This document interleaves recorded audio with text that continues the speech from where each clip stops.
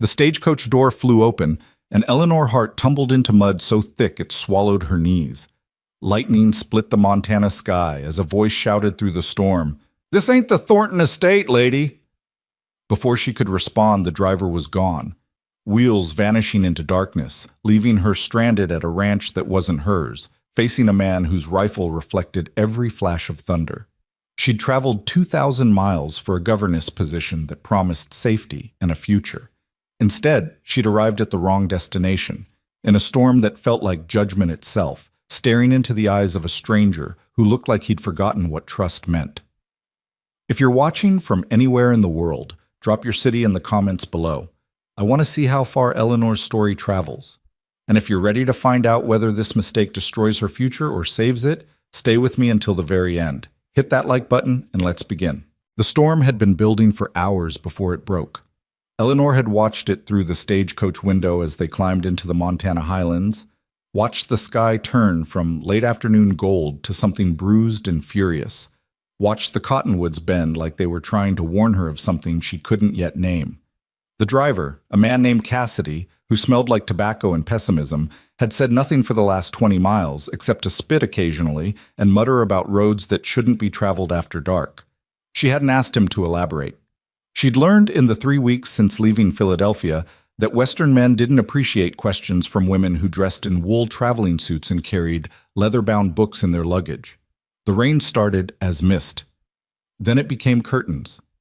Then it became something biblical. "We're stopping!" Cassidy shouted over the roar. Eleanor leaned forward, gripping the seat as the coach lurched sideways. "We can't be far now. The Thornton estate. Ain't making it to Thornton's tonight." He yanked the brake. "Road's washing out. There's a ranch just ahead. We'll wait it out."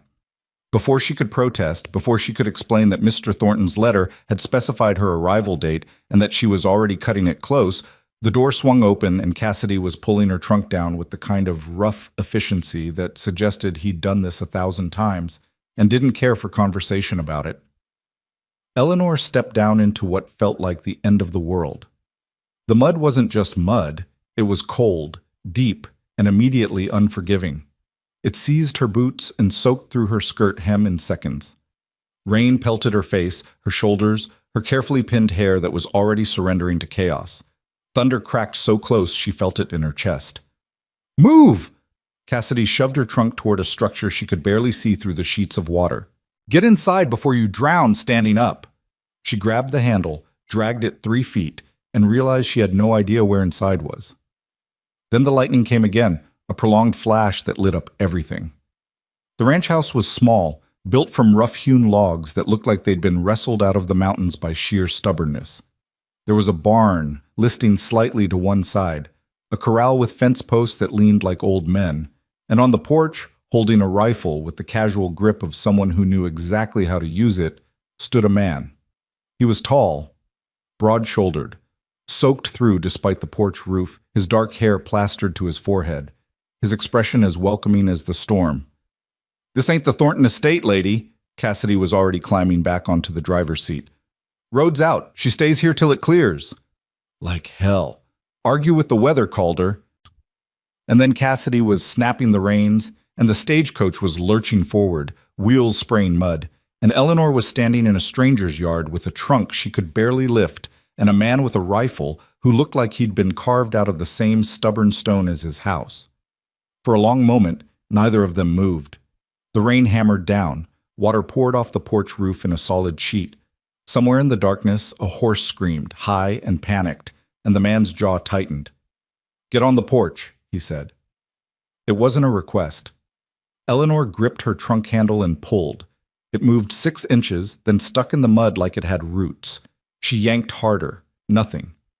The man made a sound somewhere between a sigh and a curse, set his rifle against the wall, and came down the steps. He didn't ask permission.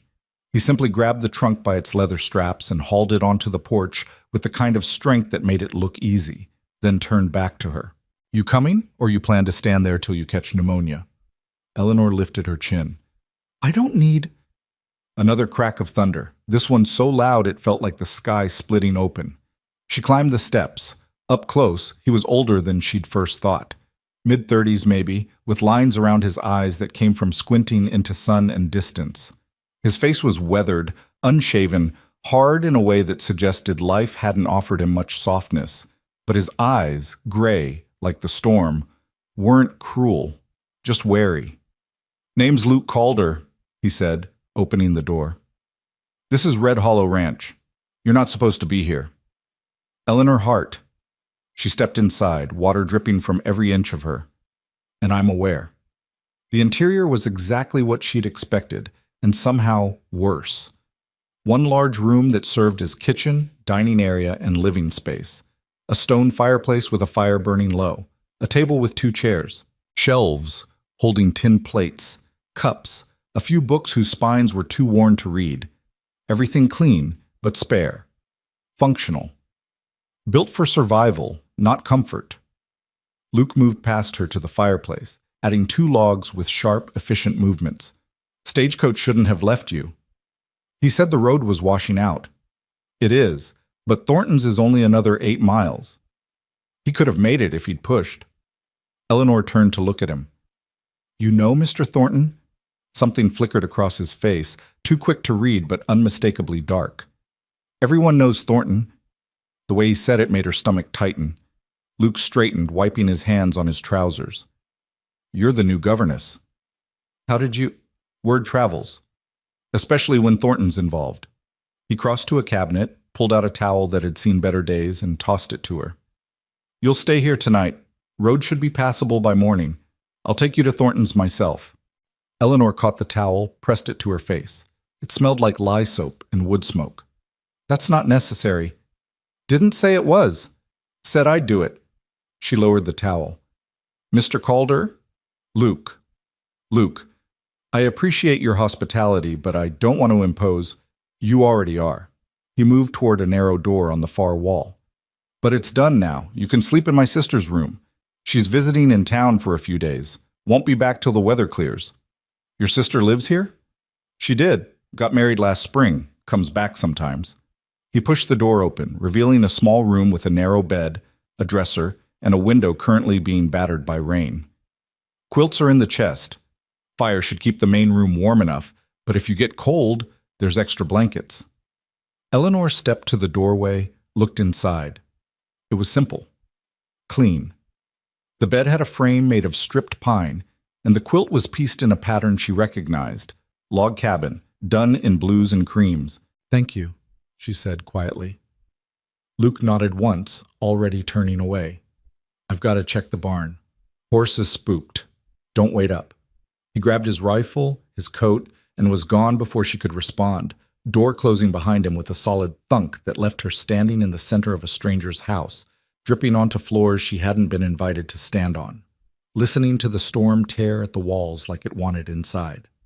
Eleanor set down the towel, looked at her trunk, at the water pooling beneath it, at the fireplace where the flames were climbing higher now, casting long shadows across rough wooden beams. She'd imagined her arrival in Montana so many times. She'd imagined a grand house with pillars and windows that caught the sunset. She'd imagined Mr. Thornton greeting her with warm professionalism, introducing her to his children, showing her to quarters that were modest but comfortable. She'd imagined beginning her work immediately, lessons in arithmetic and literature, structured days, the satisfaction of shaping young minds. She had not imagined this. A ranch that looked like it was holding itself together through sheer determination. A man who spoke in short sentences and looked at her like she was a problem he hadn't asked for. A storm that felt personal. Eleanor moved to the window, pressed her palm against the cold glass. Outside, she could just barely see Luke's shape moving through the rain toward the barn. Solid, purposeful, alone. She didn't know yet that she was looking at the man who would change everything. Didn't know that the mistake that brought her here, Cassidy's impatience, the storm's timing, a road that washed out at exactly the wrong moment, was the first thread in a pattern that would unravel her carefully planned future and replace it with something she'd never had the courage to want. All she knew was that she was cold, exhausted, and stranded, and that tomorrow she'd continue on to the Thornton estate and begin the life she'd traveled 2,000 miles to claim. No, the storm didn't stop. Eleanor woke twice in the night, once to thunder so loud it sounded like the sky was tearing in half, and once to silence so complete it felt wrong. Both times, she lay in the narrow bed listening to the house creak and settle, listening to the rain find new ways to assault the roof, and wondering if Luke Calder had come back inside or if he was still out there somewhere, doing whatever it was that solitary men did in storms. By dawn, the rain had softened to a steady drizzle. Eleanor rose, dressed in the same traveling suit she'd worn yesterday, now wrinkled and still faintly damp, and braided her hair with fingers that felt clumsy from cold. Through the window, she could see the yard transformed into a landscape of mud and standing water. The sky was the color of old pewter. When she emerged from the small bedroom, Luke was already at the table. He had coffee, bacon, bread that looked homemade but hard. He didn't look up when she entered, just gestured toward the stove where a pot sat. "Help yourself." Eleanor poured coffee into a tin cup, added nothing because there was nothing to add, and sat across from him. For a while, neither of them spoke. The silence wasn't comfortable, but it wasn't hostile either. It was the silence of two people who hadn't agreed to share space and were still figuring out what that meant. Finally, Luke pushed his plate aside. "Road's a mess. Won't be passable till this afternoon at the earliest." Eleanor's stomach sank. "I'm expected at the Thornton estate. Thornton knows about the storm. He'll wait." Luke stood, carried his plate to a wash basin. "You can help around here while you're stuck. Make yourself useful." It should have offended her, the assumption, the bluntness. Instead, Eleanor found herself setting down her cup. "What needs doing?" Luke glanced at her, really looked at her for the first time since she'd arrived. His eyes were the kind of gray that changed with the light, darker now in the dim morning. "You know anything about chickens?" "I've read about them." His mouth twitched. It wasn't quite a smile, but it was close. "Reading won't help much. Come on, Mom." The chickens were kept in a coop attached to the barn, and they were louder than Eleanor had anticipated. Luke handed her a basket. "Eggs. Watch for the red hen. She's mean." "How mean?" "Drew blood last week." Eleanor stared at him. "You're joking." "Do I look like I joke?" He didn't. He looked like he'd forgotten how. Eleanor took the basket, lifted her skirt hem to keep it out of the mud, and approached the coop with the cautious optimism of someone who'd never been attacked by poultry before. The red hen was waiting. She was larger than the others, rust-colored, with eyes that held unmistakable malice.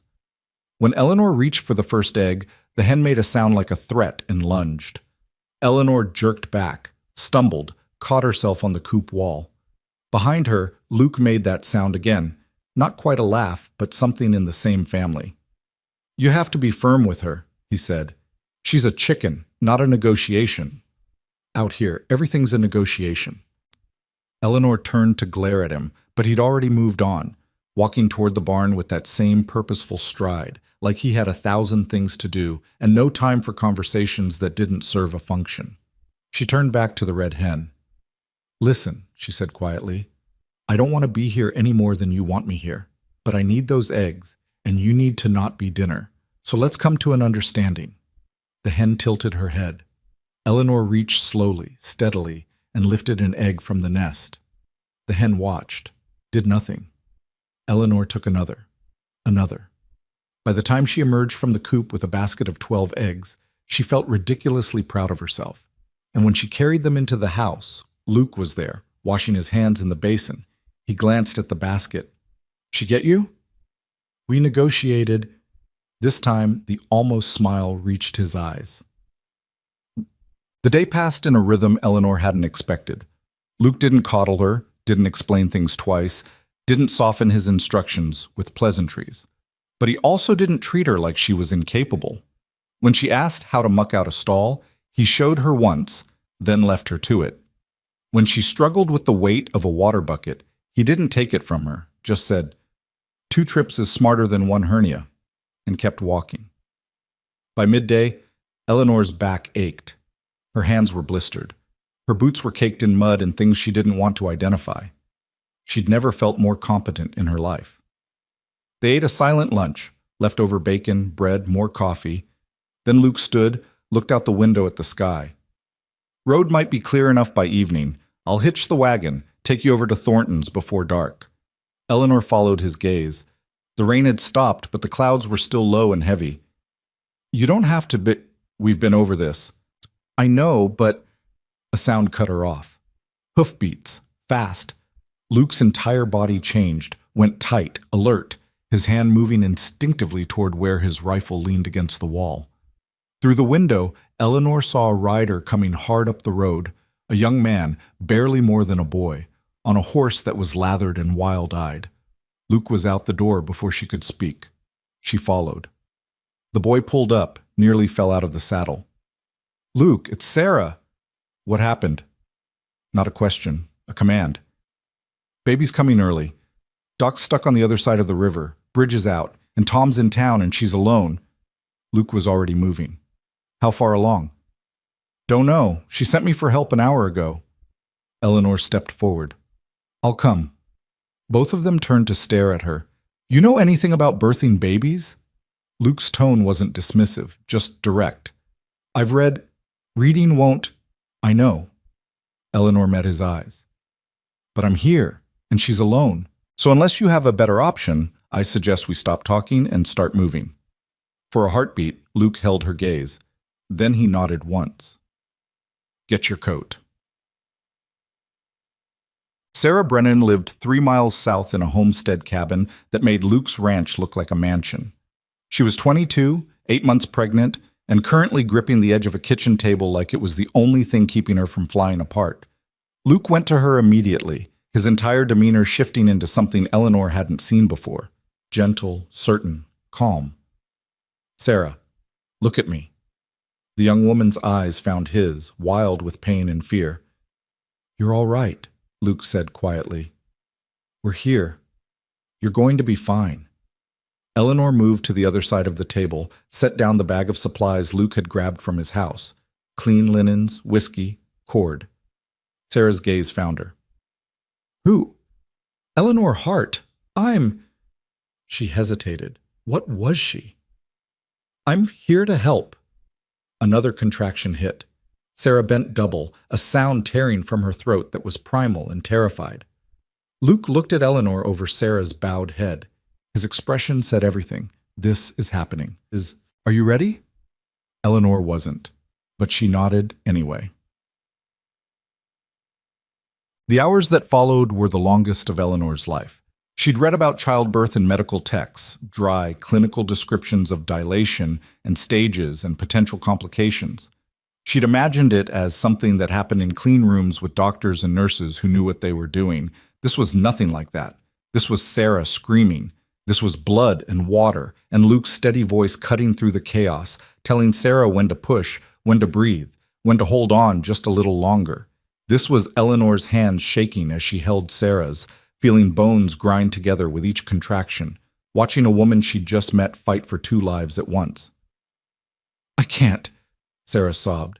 "I can't do this." "You are doing it," Eleanor said, surprised by the steadiness in her own voice. "You're doing it right now. Stay with us." Luke was at the foot of the bed, his sleeves rolled up, his hands gentle and sure. "Next contraction, Sarah. Give me everything you've got." It came like a storm. Sarah bore down, her face red, her body arching. And then there was a sound, high, thin, furious. A baby's cry. Eleanor's breath caught. Luke lifted the child, impossibly small, impossibly red, wailing with outrage, and wrapped her in clean linen. "It's a girl," he said quietly, and his voice was different, rougher. He placed the baby in Sarah's arms, and the young mother crumpled around her daughter, sobbing, exhausted, relieved, overwhelmed. Eleanor stood frozen, watching. She'd helped. Barely. She'd held hands and brought water and tried not to panic. But Luke had done this before. Had been calm when calm was needed, had known exactly what to do, had brought a life into the world with the same quiet competence he brought to everything else. And something in her shifted. A crack in the careful walls she'd built around herself. A question she hadn't let herself ask. Who is this man? By the time they left Sarah's cabin, night had fallen. Tom Brennan had returned, had wept at the sight of his wife and daughter, had tried to offer payment that Luke refused. The ride back to Red Hollow was quiet, the wagon creaking, the stars beginning to break through the clouds. Eleanor sat beside Luke on the bench seat, exhausted in a way she'd never been before. "You did good," Luke said finally. She turned to look at him. His profile was shadowed, but she could see the set of his jaw, the lines of his face. "I didn't do anything." "You stayed. That's more than most would." Eleanor looked down at her hands. They were still shaking slightly. "Have you delivered babies before?" "Twice. Once with my sister. Once with a neighbor whose husband was away." "Where did you learn?" "Didn't learn. Just did what needed doing." Of course. That seemed to be his philosophy for everything. The wagon hit a rut. Eleanor gripped the seat, felt Luke's hand steady her elbow, just for a second, then gone. "Thank you," she said quietly, "for letting me come." Luke was silent for a long moment. Then, "You're tougher than you look." Coming from him, it felt like the highest compliment she'd ever received. Yount. When they reached Red Hollow, the house was dark and cold. Luke lit the lamps while Eleanor sank into one of the chairs at the table, every muscle screaming. She should wash, change clothes, prepare for tomorrow's journey to the Thornton estate. Instead, she just sat. Luke moved around the kitchen, building up the fire, setting a kettle to boil. He didn't ask if she wanted tea, just made it, set a cup in front of her. "You'll want to sleep," he said. "I'll wake you early, get you to Thornton's by mid-morning." Eleanor wrapped her hands around the cup. The heat felt like forgiveness. "Luke?" He turned. "What do you know about Mr. Thornton?" His expression went carefully blank. "Why?" "The way you said his name yesterday. Like it tasted bad." Luke leaned against the counter, crossed his arms. For a long time he didn't speak. Then, "James Thornton owns half this territory. Bought it, bullied it, or took it from people who couldn't fight back. He's rich, powerful, connected to politicians in Helena who make sure his interests are protected." Eleanor's stomach tightened. "And his children?" "3 of them, 2 boys, 1 girl. Don't know much about them except they're kept isolated. Don't go to town, don't mix with other kids." "That's why he needs a governess." "That's one reason." Luke's jaw worked. "Other reason is that governesses don't talk, don't ask questions, don't make trouble." "What kind of trouble?" He looked at her then, really looked at her, and there was something in his eyes that made her breath catch. "The kind that gets people hurt," he said quietly. "Eleanor, if you're asking my advice, I'm not." She set down her cup, stood. "I came here for this position. I need this position. Mr. Thornton's letter was clear, professional, and generous. Whatever you think of him, it's not what I think, it's what I know." "Then tell me." Luke's hands tightened on his arms. 2 years ago, Thornton wanted land that belonged to a family named Morrison. They wouldn't sell. Their barn burned down. Their cattle got sick. Then their oldest son got beaten so bad he couldn't work for months. They sold for half what the land was worth and left the territory. Eleanor felt cold. "You think Thornton—" "I know Thornton. So does everyone else around here. But knowing and proving are different things. And the people with proof are the ones who leave or disappear." The fire crackled. Outside, the wind picked up again. Eleanor thought about Philadelphia, about her aunt's house where she'd lived after her parents died, where she'd been tolerated but not wanted, about the advertisement she'd answered, the letter that had arrived with Thornton's seal, the promise of a salary that would let her finally be independent. She thought about the alternative, going back, admitting failure, living on charity for the rest of her life. "I have to try," she said. Luke nodded slowly, like he'd expected that answer, like it disappointed him anyway. "Then I'll take you tomorrow." He moved toward the door, grabbed his coat. "Where are you going?" "Barn. Need to check on things." "It's late. I know what time it is." The door closed behind him. Eleanor stood alone in the firelight, listening to his footsteps fade into darkness, and wondered, not for the first time since arriving at Red Hollow, if the storm that brought her here had been warning or invitation. If the wrong ranch was actually a mistake, or if it was the only right thing that had happened in a very long time. Morning came too soon and not soon enough.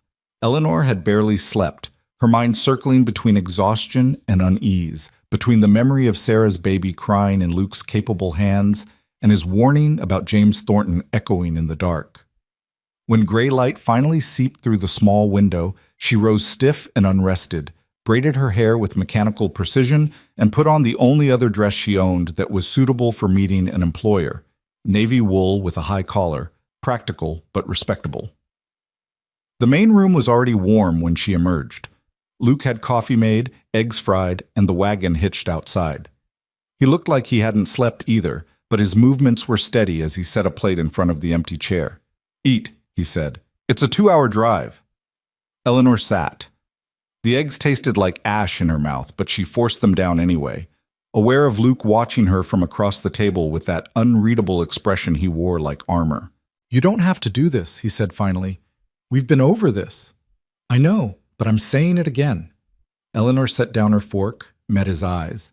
In the morning light, they were pale gray, like creek stones. "What would you have me do? Go back to Philadelphia with nothing? Live on charity and good manners until I'm too old to be anyone's burden but my own?" "You could stay." The words landed between them like a stone dropped in still water. Eleanor's breath caught. "Stay where?" "Here. Red Hollow." Luke's voice was level, but his hands had stilled on his cup. "Territory needs teachers, real ones. Town's been trying to get a proper school going for 2 years. They'd hire you in a heartbeat." "On what recommendation? I have no references here, no." "You delivered a baby yesterday. Didn't panic, didn't faint, stayed calm when calm was needed." He leaned forward slightly. "That's worth more than a dozen letters from Philadelphia headmistresses." Eleanor stared at him. The offer was genuine. She could see it in the set of his shoulders, the directness of his gaze. And for one breathless moment, she let herself imagine it. A schoolhouse, children who needed teaching, a place where her competence mattered more than her connections, a ranch 3 miles from town where a man with gray eyes and careful hands lived alone. She pushed the thought away. "I signed a contract," she said quietly. "Mr. Thornton paid for my passage. I owe him at least the courtesy of fulfilling my obligation." Luke's jaw tightened, but he nodded. "Then we go." They finished breakfast in silence. Eleanor washed the dishes while Luke carried her trunk to the wagon, and when she stepped outside into the cold morning air, the territory spread before her looked different than it had 2 days ago. The mountains were sharper, the sky wider. The mud from the storm was already drying into deep ruts that the wagon wheels would follow like scars. Luke helped her onto the bench seat without a word, then climbed up beside her. The horses, a matched pair of sturdy bays, leaned into their harnesses, and the wagon lurched forward. Red Hollow Ranch fell behind them. Eleanor didn't let herself look back. The road to the Thornton estate cut through land that grew progressively more cultivated as they traveled. The wild scrub and rocky outcroppings gave way to fenced pastures, then to fields that had been cleared and planted with crops Eleanor couldn't identify. They passed several smaller homesteads, modest cabins with smoke rising from chimneys, but no one was outside, and Luke didn't slow. "People keep to themselves out here," he said, as if reading her thoughts. "Is that wisdom or fear?" "Both." Another mile passed. The sun climbed higher, burning off the last of the morning chill. Eleanor watched the landscape change, watched the fences get taller and more elaborate, watched the road itself improve from rutted track to something almost maintained. "How much land does Thornton own?" she asked. 15,000 acres. Maybe more by now. Eleanor tried to picture it and couldn't. In Philadelphia, wealth meant townhouses and carriages and staff in livery. Here it meant space, distance, the ability to stand on your porch and see nothing but your own holdings stretching to the horizon. What does he do with it all? Cattle mostly, some timber, leases grazing rights to smaller ranchers who can't afford their own land. Luke's hands were loose on the reins, but his posture was rigid. He's smart about it, keeps people dependent, keeps them grateful. That doesn't sound like the tyrant you described. Tyrants don't always look like tyrants. Sometimes they look like benefactors. The wagon crested a rise, and suddenly the Thornton estate lay before them. Eleanor's breath caught. It was nothing like Red Hollow, nothing like any of the rough homesteads they'd passed. The main house was 3 stories of whitewashed wood and stone, with a wraparound porch, tall windows, and a slate roof that gleamed in the sunlight. There were outbuildings, a massive barn, Stables, what looked like quarters for hired hands. All painted, all maintained, all arranged with the kind of precision that spoke of money and control. Gardens flanked the main house, still winter bare but clearly tended. And around everything, a fence. Not the split rail type Luke used, but wrought iron, 8 feet tall with spikes at the top. Jesus, Eleanor whispered. Luke said nothing. Just drove the wagon forward toward the main gate, where 2 men stood waiting. They weren't ranch hands. Eleanor could tell that immediately. They wore dark suits, not work clothes, and their postures were too alert, their eyes too assessing. One of them stepped forward as Luke pulled the horses to a stop. State your business. Luke's voice stayed level. Bringing Miss Eleanor Hart. She's expected. The man's gaze shifted to Eleanor, traveled over her with an appraisal that made her skin crawl. Then he turned to his companion. Go tell Mr. Thornton. The second man disappeared through the gate. The first remained, one hand resting on his belt where Eleanor could see the outline of a pistol beneath his coat. You can wait here, he said to Luke. I'll wait where I please. The man's expression hardened. You're on Thornton land now, Calder. You'll wait where you're told. Luke's hands tightened on the reins, but before he could respond, a voice cut through the tension. That won't be necessary, Collins. Eleanor turned. A man was approaching from the house. Tall, perhaps 50, with silver-threaded hair and the kind of face that would have been handsome if it weren't so cold. He wore a suit that probably cost more than Eleanor's entire wardrobe, and he moved with the casual confidence of someone who'd never had to justify his presence anywhere. James Thornton. He reached the gate, nodded to Collins, then turned his attention to Eleanor. His smile was warm, practiced. Miss Hart, what a pleasure to finally meet you. I trust your journey was eventful? Eleanor climbed down from the wagon, smoothed her skirt. The storm caused some delays, but yes, I'm grateful to Mr. Calder for his hospitality. Thornton's gaze flicked to Luke, and something passed between the 2 men. Recognition, antagonism, a history Eleanor didn't understand. Calder, Thornton said pleasantly, always the good Samaritan. Luke's voice was flat, just doing what needed doing. Of course. Thornton turned back to Eleanor, gesturing toward the gate. Please come in. I'm sure you're eager to settle in and meet the children. Collins, help Miss Hart with her trunk. Eleanor glanced back at Luke. He was still on the wagon seat, reins in hand, his expression unreadable. For a moment their eyes met, and she felt the weight of everything unsaid between them, his warning, her choice, the 2 days that had somehow mattered more than they should have. Thank you, she said quietly. For everything. Luke nodded once. Then he turned the wagon and drove away without looking back. Eleanor watched him go, watched the wagon grow smaller against the wide Montana sky, and felt something twist in her chest that she refused to name. Miss Hart? She turned. Thornton was waiting, patient and pleasant, the perfect gentleman. Eleanor lifted her chin and walked through the gate. The inside of the Thornton house was exactly as opulent as the outside promised. Hardwood floors polished to a mirror shine. Furniture that looked imported from back east, or maybe Europe, carved, upholstered, expensive. Portraits on the walls of stern-faced ancestors, who probably hadn't existed but suggested lineage anyway. A chandelier in the entrance hall with crystal drops that caught the light and scattered it in rainbows. Eleanor followed Thornton through rooms that felt more like museums than living spaces, her boots clicking on the floor, her navy dress suddenly shabby by comparison. I imagine this is quite different from Mr. Calder's accommodations, Thornton said, glancing back at her with that same pleasant smile. It's very beautiful. My late wife had exquisite taste. I've tried to maintain her vision. He gestured toward a staircase. Your quarters are on the 3rd floor. I thought you'd appreciate the privacy. The children's rooms are on the 2nd floor and my study is on the 1st. We value structure here, Miss Hart. Routine, order. I understand. They climbed the stairs. The 2nd floor hallway was lined with closed doors, all identical, all silent. Eleanor wondered which rooms belonged to the children, why she couldn't hear any sounds of young life. No running feet, no laughter, no voices.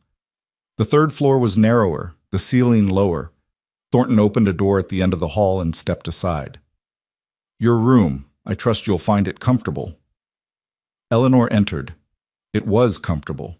More than comfortable. A proper bed with a quilted coverlet, a dresser with a mirror, a washstand with a porcelain basin and pitcher, a window that looked out over the estate's gardens, and beyond them, the mountains. It was also a cage. She couldn't have said why she thought that. The room was lovely, the furnishings were generous, but something about the way the window was positioned, too high to easily see the ground, or the way the door's lock was on the outside rather than the inside, made her feel suddenly, instinctively, trapped. The children take breakfast at 7, Thornton was saying. Lessons begin at 8 and continue until noon, with a brief recess at 10. Afternoons are for music, drawing, and physical exercise. Weather permitting, supper is at 6. The children retire at 8. Eleanor turned from the window. And their names? Thomas is 12, Margaret is 9, Catherine is 6. Thornton's expression was unreadable. They're well-behaved children, Miss Hart. Obedient. I expect you to keep them that way. Something cold slithered down Eleanor's spine. Of course. Might I meet them? Tomorrow. They're occupied this afternoon. He moved toward the door. Collins will bring your trunk shortly. Supper tonight will be in your room. I thought you'd appreciate time to rest and settle in. Tomorrow we'll discuss your duties in greater detail. He was gone before Eleanor could respond, the door clicking shut behind him. She stood in the center of the beautiful room, listening to his footsteps fade down the stairs, and realized with sudden clarity that Luke had been right. This wasn't opportunity. This was something else entirely. Eleanor didn't see the children that day, or that evening, or the next morning. Collins brought her trunk, set it inside the door without speaking, and left. A maid, silent, young, frightened-looking, brought supper on a tray, roasted chicken, potatoes, vegetables cooked to mush. Eleanor ate mechanically, watching darkness fall over the estate, watching lights come on in the outbuildings where the hired men lived. She slept poorly in the comfortable bed, woke before dawn, and dressed in her most severe dress, charcoal gray with a white collar, her hair pulled back so tight it hurt. Armor. At 7 o'clock, she made her way down to the second floor. The door Thornton had indicated was closed, but she could hear movement behind it, the scrape of chairs, the clink of silverware. She knocked. Silence. Then a child's voice, very small. Come in? Eleanor opened the door. The room was a study in control. 3 children sat at a table set for breakfast, their postures rigid, their hands folded in their laps. A boy with dark hair and eyes that looked too old for his face. 2 girls, one fair and one dark, both thin, both watching Eleanor with expressions that contained no curiosity, only wariness. Good morning, Eleanor said gently. I'm Miss Hart. I'll be your governess. The boy, Thomas, nodded. Father said you'd be starting today. That's right. Eleanor moved into the room, noting the schoolbooks stacked on a shelf, the slate boards, the globe in the corner. I thought we might begin by getting to know each other. Perhaps you could tell me what you've been studying. Silence. The middle girl, Margaret, glanced at Thomas. Thomas glanced at the door, then back to Eleanor. We study what Father tells us to study, he said carefully. Eleanor felt that cold feeling again. Of course, but I'd like to know what interests you, what you enjoy learning about. More silence. Then Catherine, the youngest, whispered, I like stories. Margaret's hand shot out, gripped her sister's wrist. Kathy. It's all right, Eleanor said quickly. I like stories too. Maybe we could read one together this afternoon. Thomas stood abruptly. We should begin lessons. Father doesn't like us to waste time. He was 12 years old and sounded like a small adult. Sounded frightened. Eleanor's heart broke a little. All right, she said softly. Let's begin. The morning passed in stifling routine. The children knew their lessons perfectly, could recite multiplication tables, conjugate Latin verbs, identify countries on the globe with mechanical precision. But there was no joy in it, no curiosity. They answered questions like soldiers reporting to a commander, and whenever Eleanor tried to expand on a topic, tried to encourage discussion or imagination, they shut down. By noon, Eleanor's head ached, and her chest felt tight with a frustration she couldn't name. That's enough for now, she said, closing the arithmetic book. Let's take a break. Perhaps we could go outside. We don't go outside during lessons, Thomas said immediately. It's recess. Surely, father's rules. Eleanor looked at the three children, at their tense shoulders and careful faces, and made a decision. Well, I'm making a new rule. Fresh air is important for growing minds. Come on. She stood, moved toward the door. Behind her, no one followed. Eleanor turned back. The children were staring at her with something like terror. You'll be angry, Margaret whispered. At me, not at you. Come on, just for 10 minutes. Thomas shook his head. You don't understand. Father doesn't...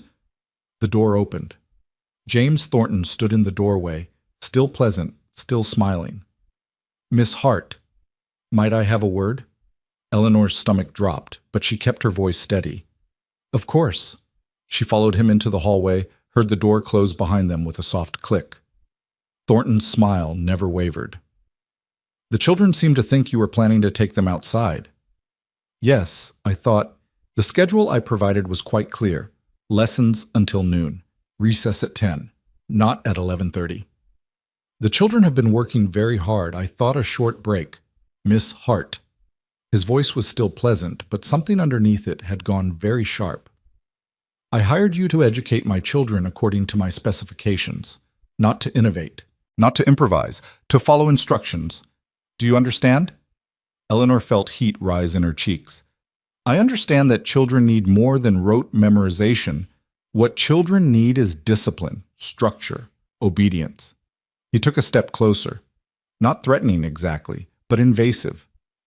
I chose you because your references suggested you understood the value of propriety and order. Was I mistaken? Every instinct Eleanor had screamed at her to back down, to apologize, to smooth this over. Instead, she lifted her chin. You were not mistaken, but order doesn't preclude kindness, and structure shouldn't feel like a prison. Thornton's smile vanished. For a long moment, he simply looked at her, and Eleanor saw something in his eyes that made her understand exactly what Luke had been trying to warn her about. Control. Absolute and unquestioned. Then the smile returned, colder now. You've had a long journey, Miss Hart. Perhaps you're still adjusting. I'll make allowances for today. He moved past her toward the stairs. But going forward, I expect you to follow my instructions to the letter. Deviation will not be tolerated. He descended without waiting for a response. Eleanor stood in the hallway, her heart hammering, her hands shaking, and realized she'd just made an enemy of the most powerful man in the territory. That afternoon passed in tense quiet. The children wouldn't look at her directly. They answered her questions in monosyllables and flinched whenever she moved too quickly.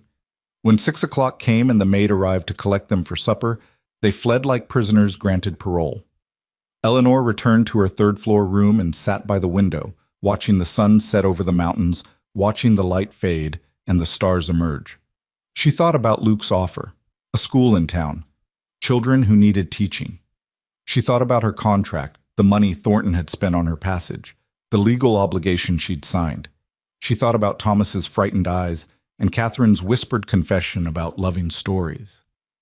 Somewhere below, a door slammed. Voices rose, sharp, male, angry, then stopped abruptly. Eleanor pressed her forehead against the cold window glass and admitted to herself what she'd known since walking through that gate. She'd made a terrible mistake. The next 3 days were variations on the same theme. Eleanor taught the prescribed lessons. The children performed flawlessly. She tried, carefully, to build rapport. A smile here, a gentle question there, but they remained walled off, unreachable. At night she heard things. Doors closing, footsteps in halls where no one should be walking. Once, very late, crying that stopped so abruptly she wondered if she'd imagined it. She saw Thornton only at a distance, moving through the house, talking to Collins and the other men, always pleasant, always controlled. He never asked about the children's progress, never inquired about her comfort. The message was clear. She was not a person to him. She was a function, and functions that malfunctioned got replaced. On the fourth morning, Eleanor woke to voices outside her window. She rose, looked down into the yard below. Thornton was there with 4 men she didn't recognize, rough-looking, armed, clearly not ranch hands. They were discussing something, gesturing toward the mountains. She couldn't hear the words, but she could see the maps they were passing between them, could see Thornton pointing to specific locations. Then one of the men said something that made Thornton laugh, and the sound of it, cold and satisfied, made Eleanor's skin crawl. She stepped back from the window just as Thornton's gaze lifted. For a heartbeat, their eyes met. He smiled. Eleanor let the curtain fall and sat on the edge of her bed, her heart racing, understanding with sudden clarity that whatever was happening here was bigger than strict schedules and frightened children, and that she was trapped in the middle of it. The break came on the 5th day. Eleanor was teaching history, or trying to, when Catherine raised her hand. "Miss Hart, may I ask a question?" It was the first time any of the children had initiated conversation.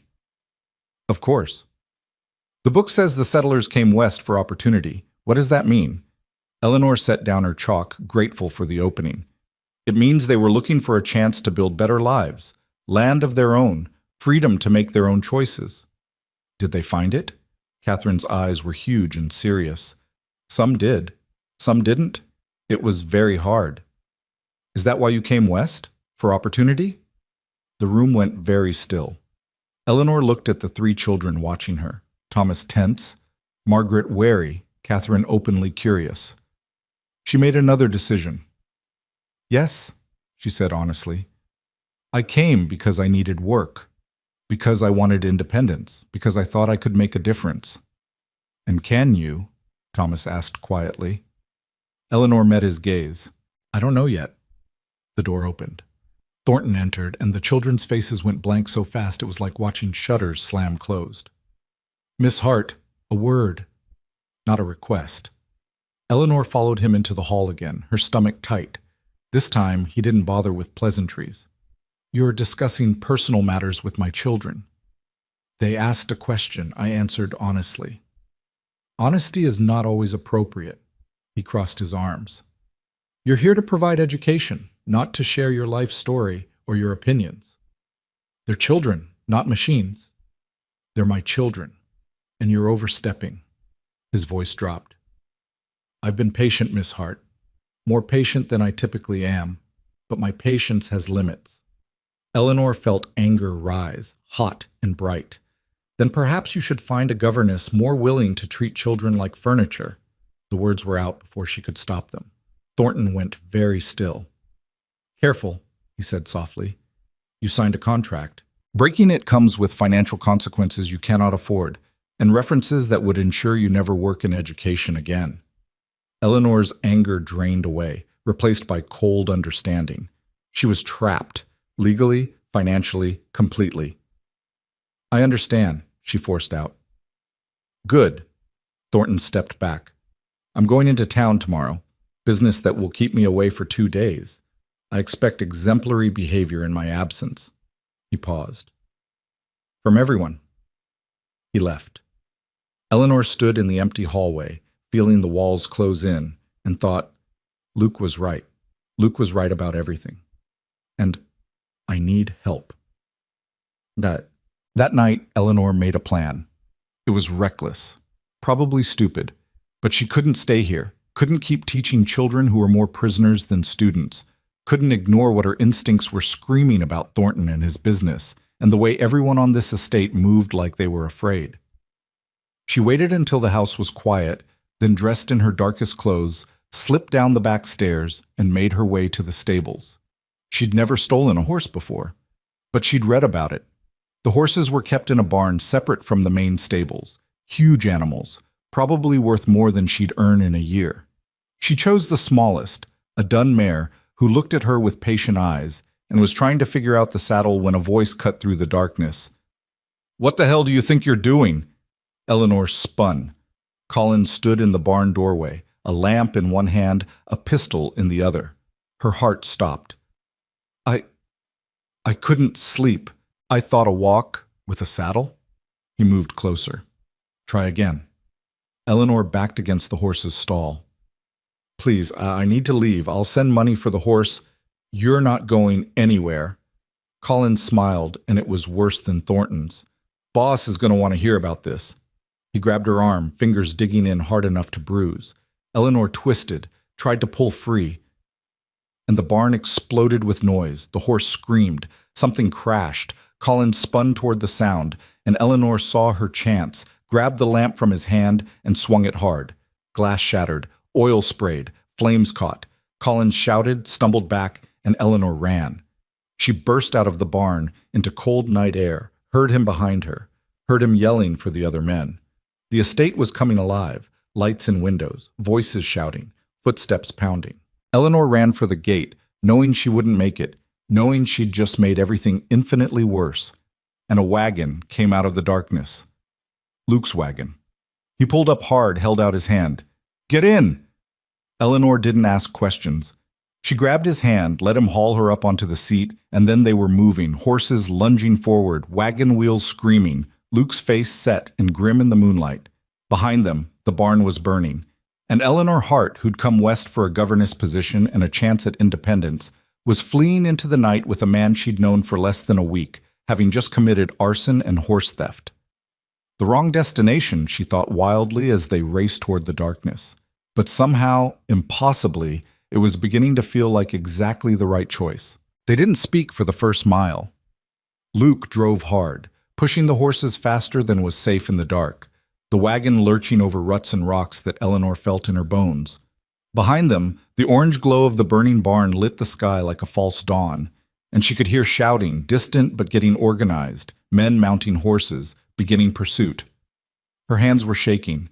She gripped the wagon seat, tasted smoke and fear, and tried to make sense of what had just happened. Luke had come for her. Somehow, impossibly, he'd known she needed help, and he'd come. "How did you—" she started. "Not now." His voice was tight. "Hold on." He yanked the reins left, taking them off the main road onto what barely qualified as a trail, narrow, winding, climbing into rougher country. The wagon protested, wheels catching on exposed roots, but the horses were sure-footed and Luke's hands were steady. They climbed higher, the temperature dropping, the darkness becoming absolute except for the sliver of moon overhead. After what felt like hours, but was probably 20 minutes, Luke pulled into a dense stand of pine trees and stopped. Silence crashed over them. Just the horses breathing hard, the creak of cooling wood, Eleanor's heart hammering so loud she was sure it could be heard for miles. Luke jumped down, moved to the horses, checking them with quick, efficient hands. Eleanor climbed down on shaking legs and leaned against the wagon, trying to catch her breath. "Are we safe here?" she whispered. "For now. They'll search the main roads first." He finished with the horses, turned to face her. In the dim moonlight filtering through the pines, his expression was hard to read, but his voice was steady. "Are you hurt?" "No, Eleanor pressed her hands to her face. "Luke, I set a barn on fire." "I noticed." "That's arson. That's you staying alive." He moved closer. "What happened?" Eleanor told him. The days of rigid control, the frightened children, Thornton's threats, her desperate attempt to escape, Colin's catching her. The lamp. Her voice shook through parts of it, and Luke's jaw tightened progressively, but he didn't interrupt. When she finished, he was quiet for a long moment. Then, "I should have taken you to town that first day. Should have put you on a stage headed anywhere but here. I wouldn't have gone. I know, that's what makes this my fault." He turned away, stared into the darkness. "I knew what Thornton was. I warned you. But I let you go anyway because you asked me to, because you're a grown woman who can make her own choices, and now I'm asking you to help me." Eleanor stepped toward him. "Luke, those children, something's very wrong there. The way they acted, the things I heard at night. I know." "You know?" He turned back to her. "There have been rumors for years. Governesses who don't last more than a few weeks. A stable boy who disappeared after asking too many questions. Thornton keeps that place locked down tight, keeps people isolated, and anyone who works there either leaves quick or stops talking." He rubbed his face. "But rumors aren't proof. And Thornton owns half the law in this territory." Eleanor felt cold that had nothing to do with the night air. "What does he want with those children?" "Control. Same thing he wants with everything else. Luke moved back to the wagon, started unhitching the horses. We can't stay here long. Once they realize we're not on the main road, they'll spread out. We need to move deeper into the mountains, find somewhere they won't think to look. Where? I know a place. Old mining camp, abandoned 10 years ago. It's rough, but it's hidden. He glanced at her. You up for hard travel? Eleanor thought about the comfortable room on the third floor, the beautiful prison she'd escaped. Thought about Catherine whispering that she liked stories, and Thomas asking if Eleanor had found opportunity out west. I'm up for whatever it takes. Luke's expression softened just slightly. All right then, help me with this harness. They traveled on horseback, leaving the wagon hidden in the pines. Eleanor had ridden exactly 3 times in her life, all of them on docile mares in Philadelphia parks, with instructors who emphasized posture over practicality. This was nothing like that. The horse Luke put her on was a rangy gelding who seemed to sense her inexperience and tolerated it with patient resignation. Luke took the other horse, their supplies lashed behind his saddle, and led them higher into country that grew progressively wilder. The trees thickened. The trail, such as it was, became a suggestion rather than a certainty. Twice they had to dismount and lead the horses over terrain too steep or rocky to ride. Eleanor's legs burned. Her hands were raw from gripping reins and saddle, but she didn't complain and Luke didn't slow. Dawn found them in a narrow canyon with steep walls and a creek running through it. Luke finally stopped, swung down, and helped Eleanor dismount. Her legs nearly gave out when her feet hit the ground. We'll rest here, he said. Few hours. Then push on. Eleanor nodded, too tired to speak.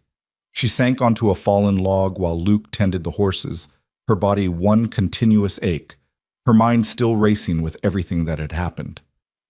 When Luke returned with canteens and jerky, she forced herself to eat, to drink, to function. How much farther? She asked. Another 6 hours, maybe 7. Depends on whether the pass is clear. He sat beside her, close enough that she could feel warmth radiating from him. You did good back there. Kept your head. I panicked and committed arson. You survived. That's what matters. Eleanor looked at him, really looked at him in the growing daylight. He had shadows under his eyes, tension in his shoulders, and there was something in his expression she couldn't quite name. Worry, maybe. Or guilt. Why did you come? She asked quietly. Luke was silent for a long time. Then, Sarah Brennan came by the ranch 2 days ago. Wanted to thank us again for helping with the baby. She mentioned seeing a fancy carriage on the road, said Thornton was heading to Helena on business. He turned the canteen in his hands. Something about the timing felt wrong. Thornton doesn't usually leave his estate during the week. Made me think maybe he was clearing out for a reason. And you thought of me. I thought of you alone in that house with his men. His voice roughened. Thought about what happens to women who displease men like Thornton. So I rode over, stayed in the trees, watched. Saw you try to leave. Saw Collins grab you. His hands tightened on the canteen. I should have moved faster. Should have... You came, Eleanor interrupted.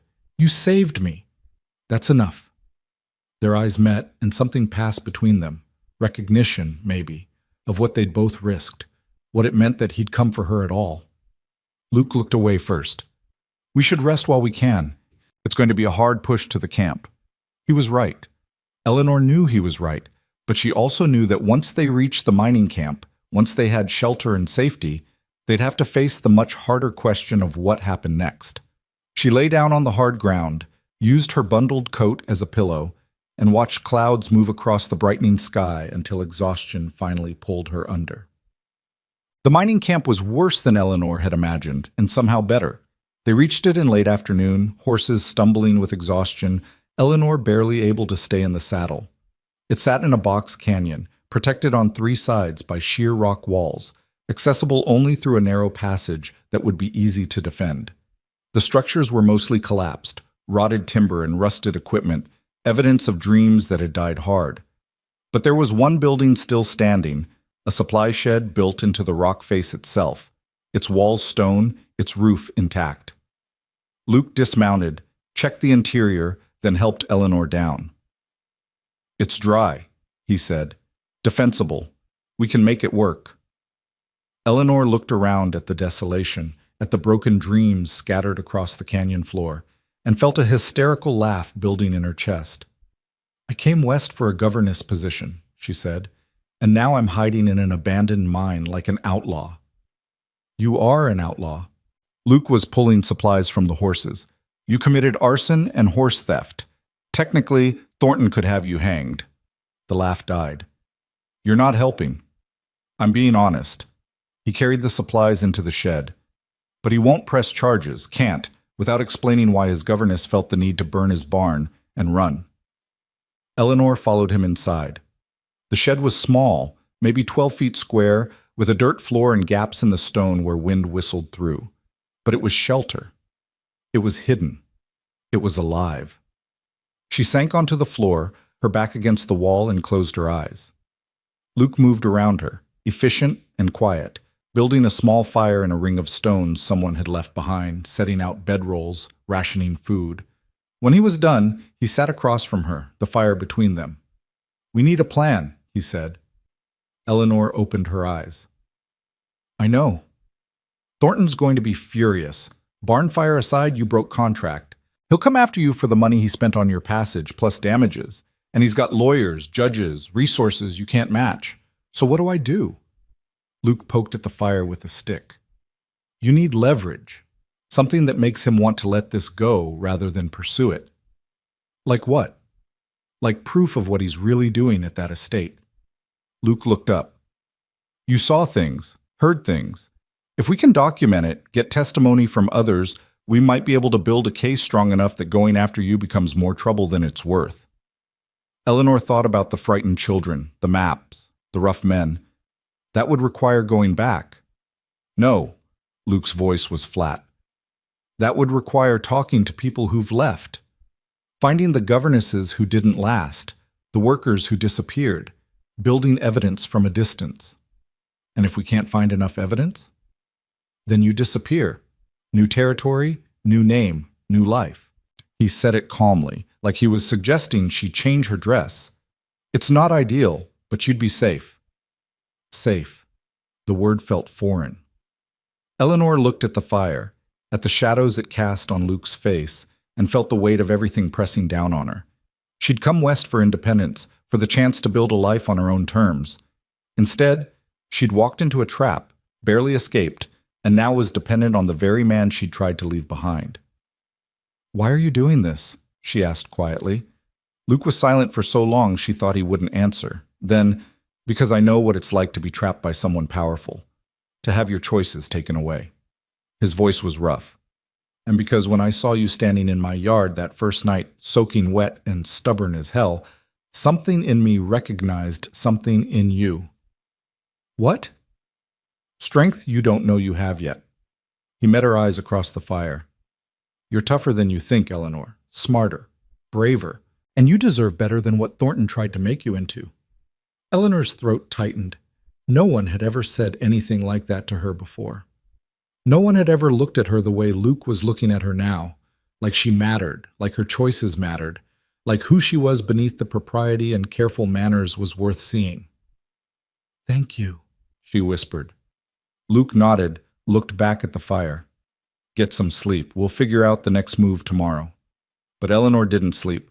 She sat watching the flames, watching Luke's profile in the firelight, and thought about strength and choices and the strange, terrifying freedom of having nothing left to lose. But they spent 3 days at the mining camp. Luke hunted, rabbits mostly, once a deer that fed them for days.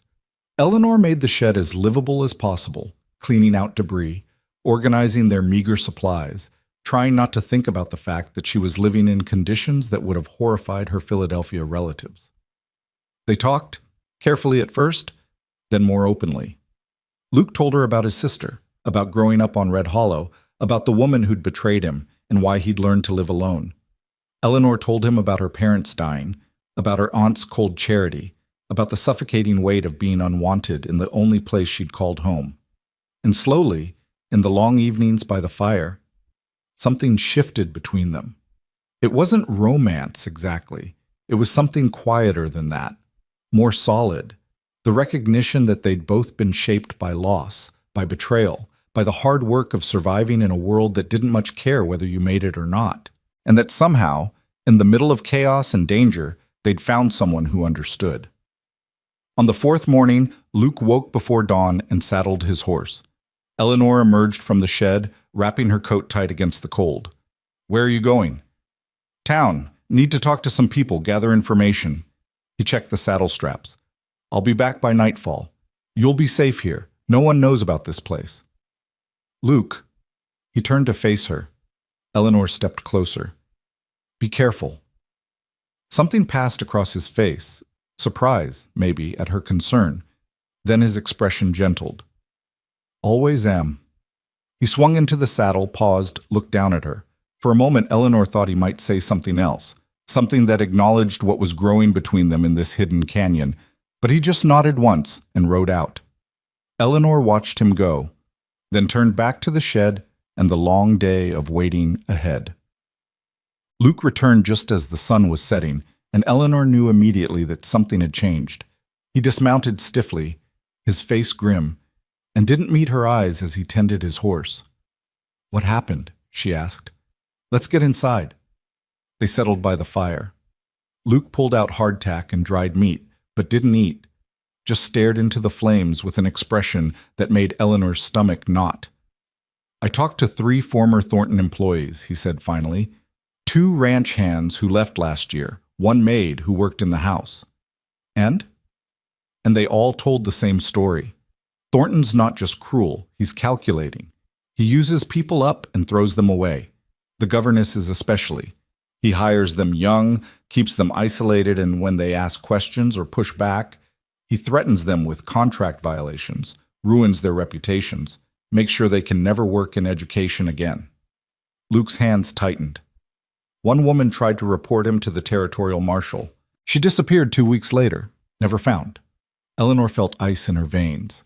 The children are his insurance, as long as he has them under control, as long as they're trained to be perfect little reflections of him. No one asks too many questions about how he built his empire or what he does to protect it. Luke finally looked at her. "Eleanor, the maid said something else. Said sometimes Thornton brings men to the estate, businessmen, politicians, people with power. And after those meetings, things happen. Land deals go through. Laws get passed. People who were problems stop being problems. You think he's bribing them? I think he's got leverage on half the territory, and anyone who threatens that gets eliminated." The fire crackled. Outside, an owl called. Eleanor wrapped her arms around herself.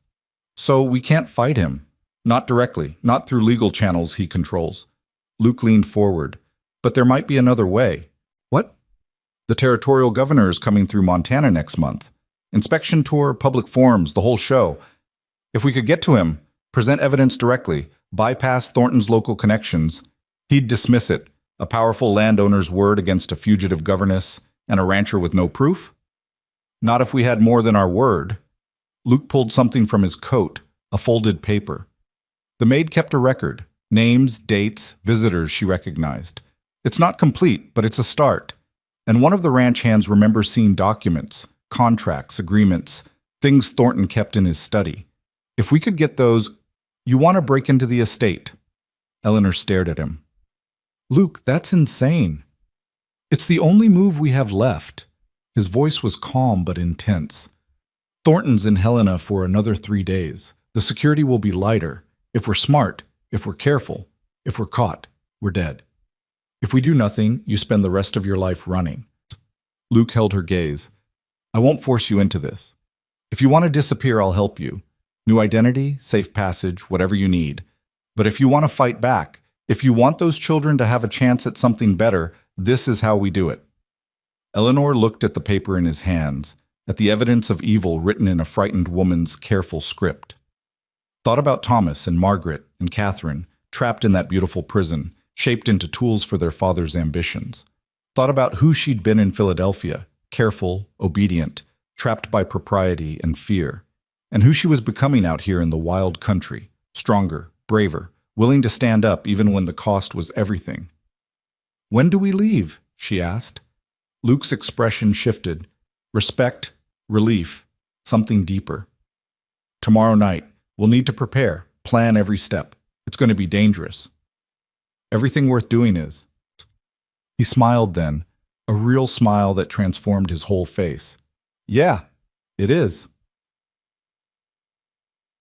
Odds. They spent the next day preparing.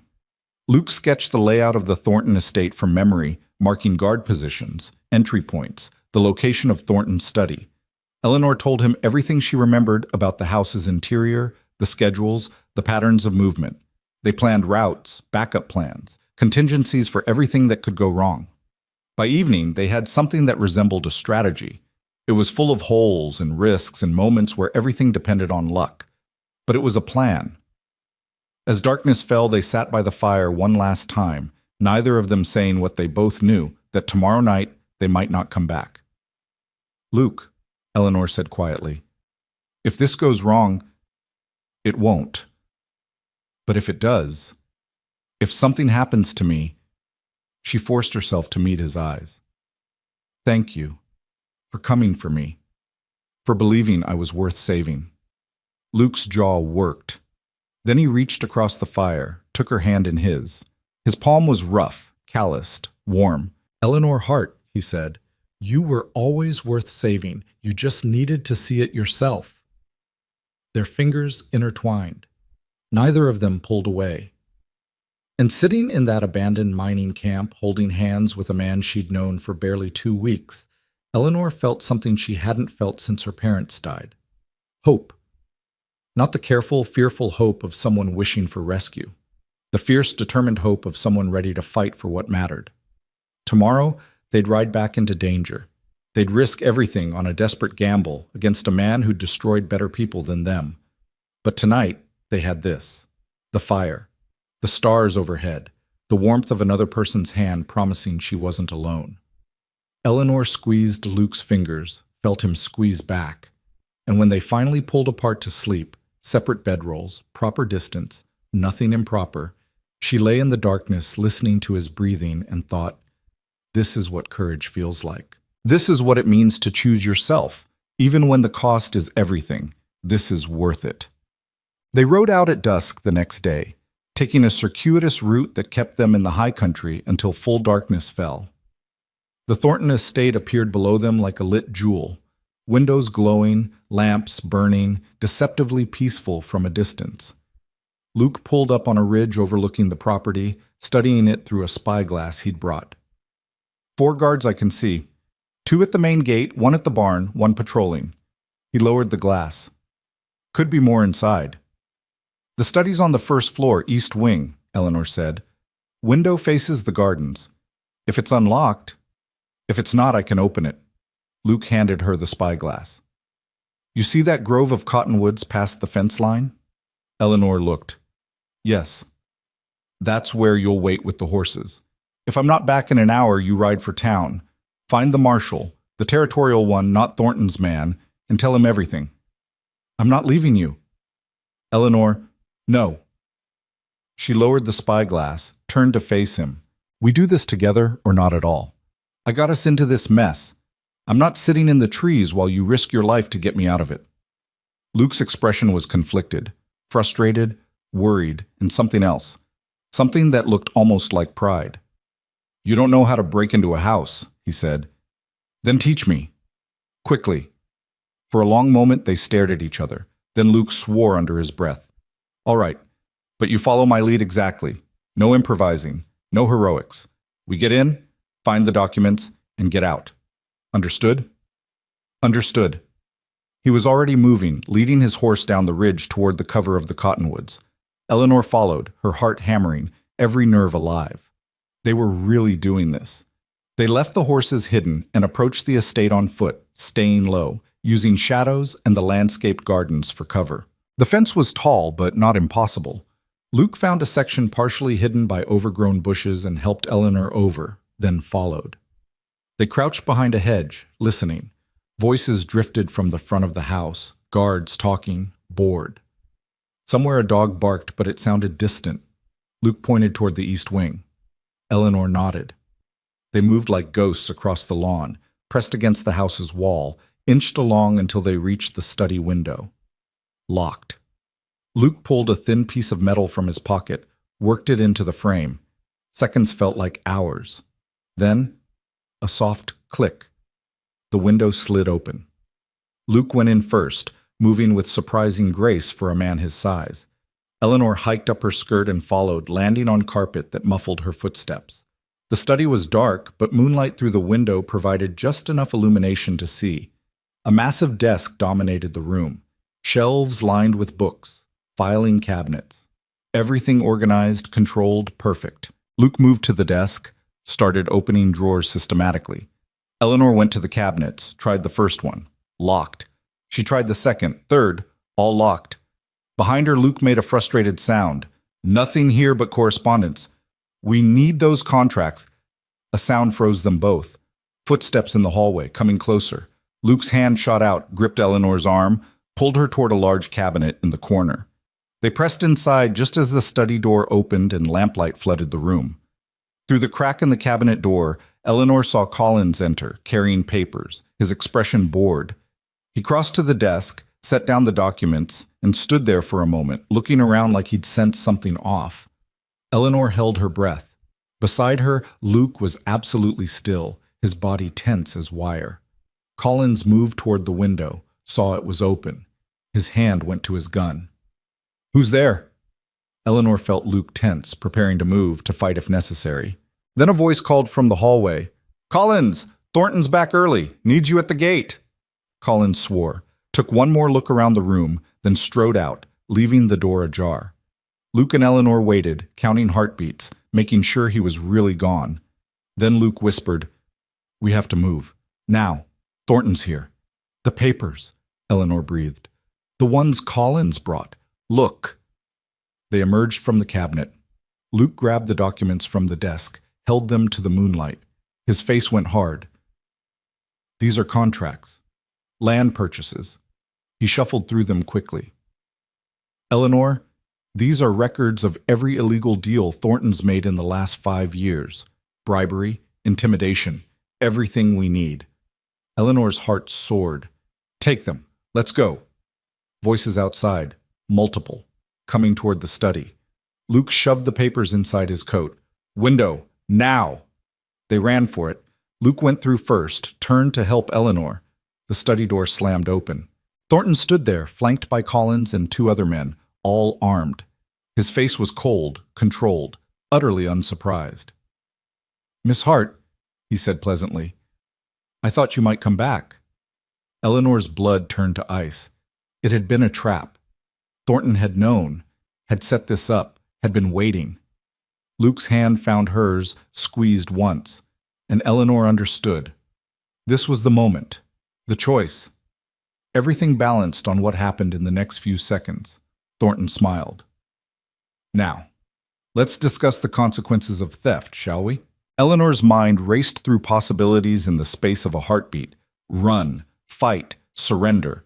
But Luke's hand tightened on hers in a pattern she understood. Wait. "Mr. Thornton," Luke said, his voice steady despite the guns pointed at them. "Funny thing about traps, they only work if the prey doesn't see them coming." Thornton's smile didn't waver. "And yet here you are, in my study, with my property inside your coat." He gestured to Collins. "Take the documents." Collins moved forward. Luke didn't move back. "I wouldn't." "You're not in a position to make threats, Calder. Neither are you." Luke's voice was calm, certain. "Those documents are copies. The originals are already with the Territorial Marshal in Helena, along with signed statements from your former employees about everything you've done." It was a bluff. Eleanor knew it was a bluff, but Luke delivered it with such conviction that for a moment even she believed it. Thornton's eyes narrowed. "You're lying." "Am I? How sure are you?" Luke tilted his head. "Sure enough to bet everything on it? Because if I'm telling the truth, shooting us right now makes you a murderer in front of witnesses, and those contracts become evidence in a trial instead of just papers you can make disappear." Thornton was silent, calculating. Eleanor could see his mind working, weighing risks, trying to determine if Luke was bluffing or if he'd genuinely been outmaneuvered. Then Thornton laughed, cold and sharp. "Clever, But even if you did send copies, it's your word against mine. A disgraced governess and a rancher no one trusts versus a pillar of the community. He took a step forward. The marshal won't touch me. He knows who pays his salary. The territorial marshal doesn't, Luke countered. And Governor Pierce takes corruption seriously, especially when it's this well documented. Another pause. Longer this time.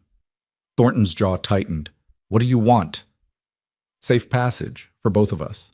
And you tear up Eleanor's contract, write off her passage costs, and give her a letter of reference that doesn't mention any of this. That's all? Thornton's voice dripped sarcasm. No. Luke's voice went hard. You leave us alone. You don't come after us. Don't send men after us. Don't use your influence to ruin either of our lives. We disappear, and you pretend we never existed. And in exchange? We keep quiet about what's in those documents, as long as you keep your word. Eleanor's breath caught. Luke was offering Thornton a way out, one that kept them alive but let him continue his empire unscathed. Everything in her rebelled against it, wanted to scream that this wasn't justice, that Thornton needed to pay for what he'd done. But Luke's hand squeezed hers again, and she understood. This was survival, not victory, just the chance to walk out of this room breathing. Thornton studied them for a long moment. Then he turned to Collins. Lower your weapons. Collins hesitated. Boss, I said lower them.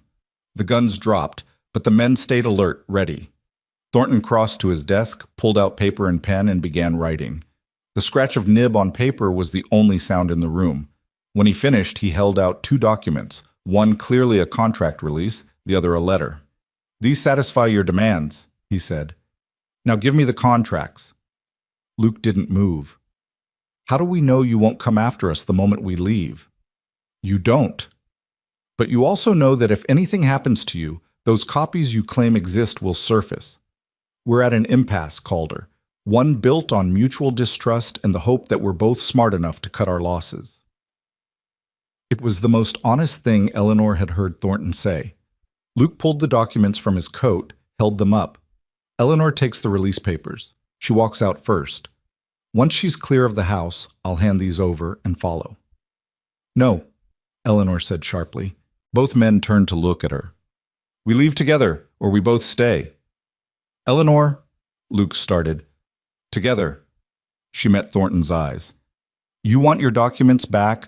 We both walk out of this room right now. You can keep one man at the door to make sure we actually leave the property, but that's it. Otherwise, Luke burns those papers where we stand. Thornton's expression was unreadable. Then he smiled, genuine this time, though no warmer. You've got spine, Miss Hart. Shame you wasted it on pedagogy. He gestured to Collins. Escort them to the gate, politely, and make sure they actually leave. Luke handed over the documents. Thornton took them, glanced through them quickly to verify they were authentic, then nodded to Collins. See them out. Collins moved to the door, clearly unhappy but obedient. Luke and Eleanor followed, hands still clasped, neither looking back at Thornton standing in his study surrounded by the evidence of his crimes. They walked through the house, past the beautiful rooms, the expensive furniture, the portrait of a dead wife whose tastes supposedly justified all this opulence. Up the stairs they passed the second floor where 3 children slept, trapped in their father's ambitions. Eleanor's heart ached, but she kept walking. Collins led them out the front door, across the lawn to the gate. The guards there watched with hard eyes but didn't move. At the fence line, Collins stopped. Your horses are in the cottonwood grove. You've got 10 minutes to get them and clear Thornton property. After that, if I see either of you again, the deal's off. Luke nodded once. Then he and Eleanor were moving, half walking, half running toward the trees, not speaking, barely breathing until they reached the horses. Luke untied them with shaking hands. Eleanor swung into her saddle, her whole body trembling with delayed fear and adrenaline. They rode hard into the darkness, not slowing until the estate was miles behind them and the mountains rose around them like protection. Finally, Luke pulled up in a clearing, dismounted, and stood with his hands braced on his knees, breathing hard. Eleanor slid down, her legs barely holding her. Luke, that was too close. His voice was rough. We made it. Barely. He straightened, turned to face her.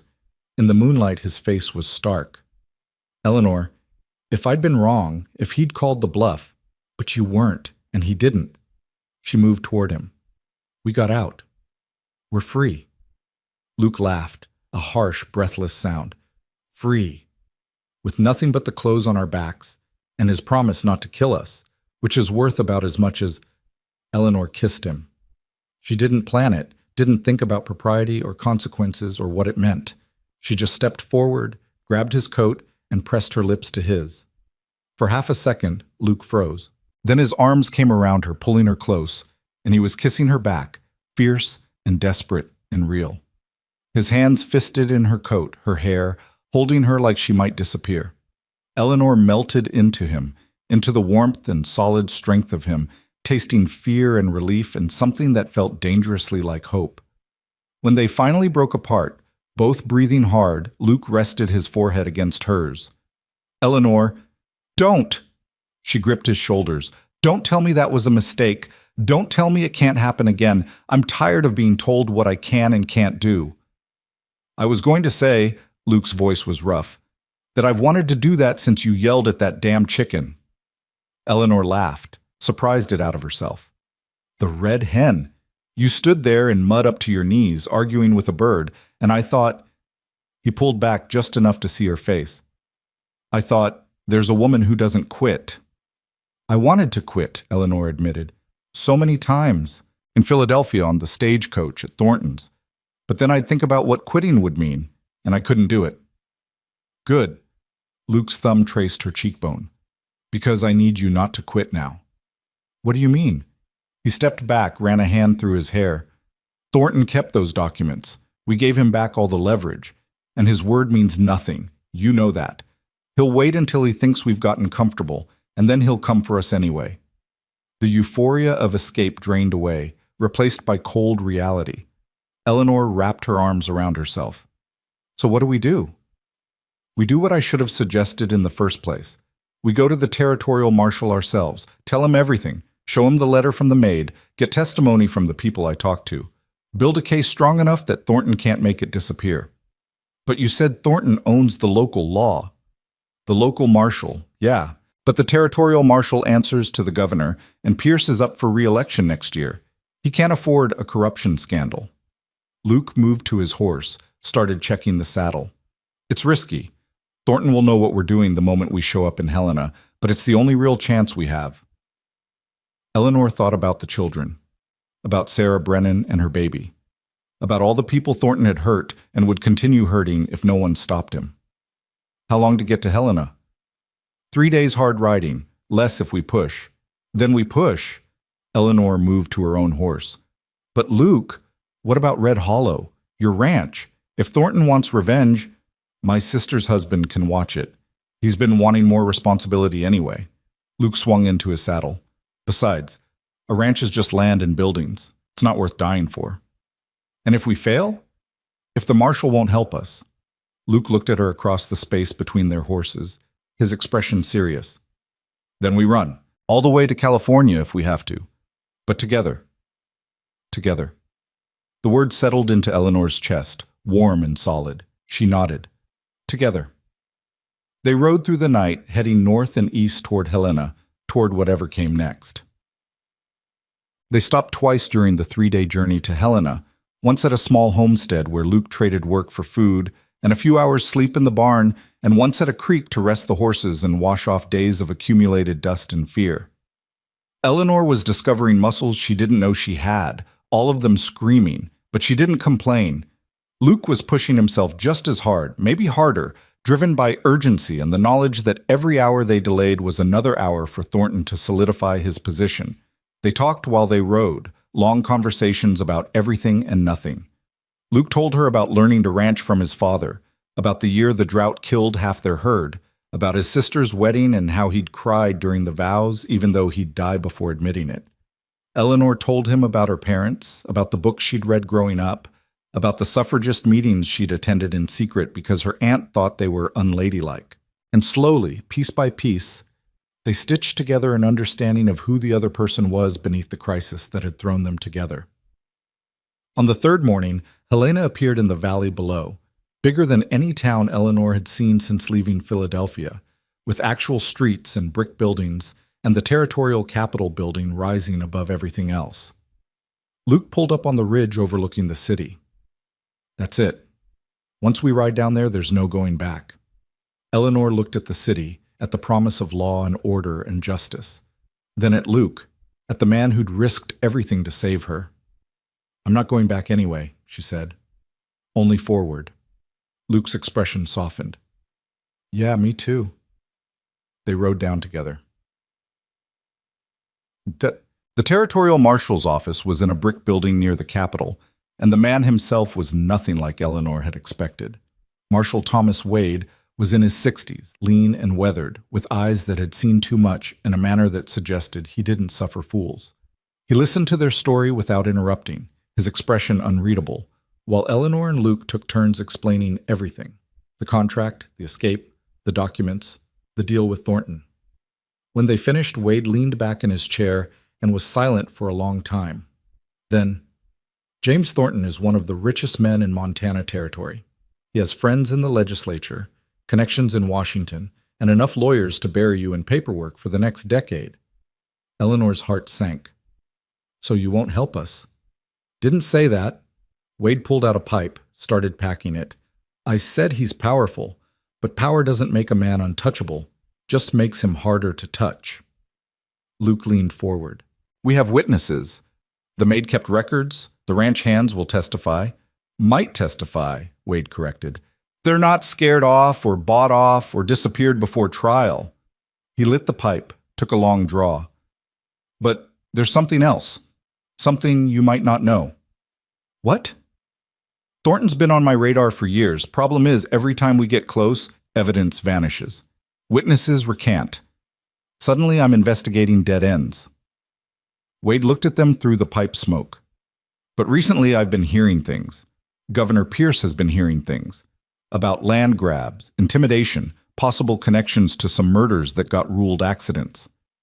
Eleanor felt a flicker of hope. So you believe us? I believe you've got pieces of a puzzle I've been trying to solve for a long time. Wade set down his pipe. Here's what I can do. I can open an official investigation, subpoena Thornton's records, interview witnesses, build a case. But it'll take time, months maybe. And during that time, you two are going to be targets. We're already targets, Luke said. Yeah, but now you'll be official targets. Thornton will know the territorial marshal is involved, which means he can't make you disappear quietly. But he can make your lives hell in every legal way possible. Wade looked at Eleanor. Miss Hart, he'll sue you for breach of contract, try to seize any assets you have, ruin your reputation so thoroughly you'll never work again. And Calder, he'll come after your ranch, your livelihood, anything he can touch. Eleanor and Luke exchanged glances. We understand, Eleanor said quietly. Do you? Wade's voice was sharp. Because I've seen good people destroyed fighting men like Thornton. Seen them lose everything and still not get justice because the system's rigged in favor of money and power. Then why are you offering to help? Luke asked. Wade was quiet for a moment. Then, because I'm old and I'm tired and I'm sick of watching powerful men get away with evil because good people are too scared to stand up. He pulled out a form, started filling it out. I can't promise you'll win. Can't even promise you'll survive this intact. But I can promise you'll have the law on your side, for whatever that's worth. Eleanor thought about Catherine asking if people who came west found opportunity, thought about Thomas's frightened eyes and Margaret's warning grip. It's worth trying, she said. Wade nodded, signed the form with a flourish. Then as of right now, you're both officially under territorial protection as material witnesses. That gives you some legal cover, but not much. He looked at Luke. You got somewhere safe to stay? I've got a cousin who runs a boarding house on 3rd Street. She'll take us in. Keep quiet. Good. Stay there. Don't go wandering around where Thornton's people can find you alone. And Miss Hart, he turned to Eleanor, you'll need legal representation. I know a lawyer, good man, owes me a favor. I'll send him by this evening. Eleanor's throat tightened. Thank you. Don't thank me yet. Thank me when it's over and you're both still alive. Luke's cousin Meg was a practical woman in her 50s who asked no questions and offered no judgments when Luke showed up with Eleanor and a story about needing rooms for a few weeks. "Third floor," she said, handing them keys. "Meals are at 7 and 6, no visitors after 9. And whatever trouble you're running from, keep it outside my establishment." "Yes, ma'am," Luke said. The rooms were small but clean. Eleanor's barely big enough for a bed and washstand. Luke's next door. After days of sleeping rough, the simple comfort of a real bed and 4 walls felt like luxury. Eleanor washed her face in the basin, changed into the one clean dress Meg had loaned her, and was brushing out her hair when Luke knocked. "Come in?" He entered, freshly shaved, looking more like himself than he had in days. "Meg's got supper ready. You hungry?" Eleanor realized she was starving. "Very." They went downstairs together. The dining room held 6 other boarders, miners, clerks, a widow who ran a millinery shop, and conversation was minimal. Eleanor ate mechanically, aware of curious glances but too exhausted to care. After supper, they sat on the front porch while the sun set over Helena. The air was cold and smelled like coal smoke and possibility. "The lawyer came by while you were changing," Luke said. "Fellow named Harrison. Says he'll take your case pro bono if Wade vouches for you." "That's generous." Wade said Harrison lost his wife to one of Thornton's land grabs.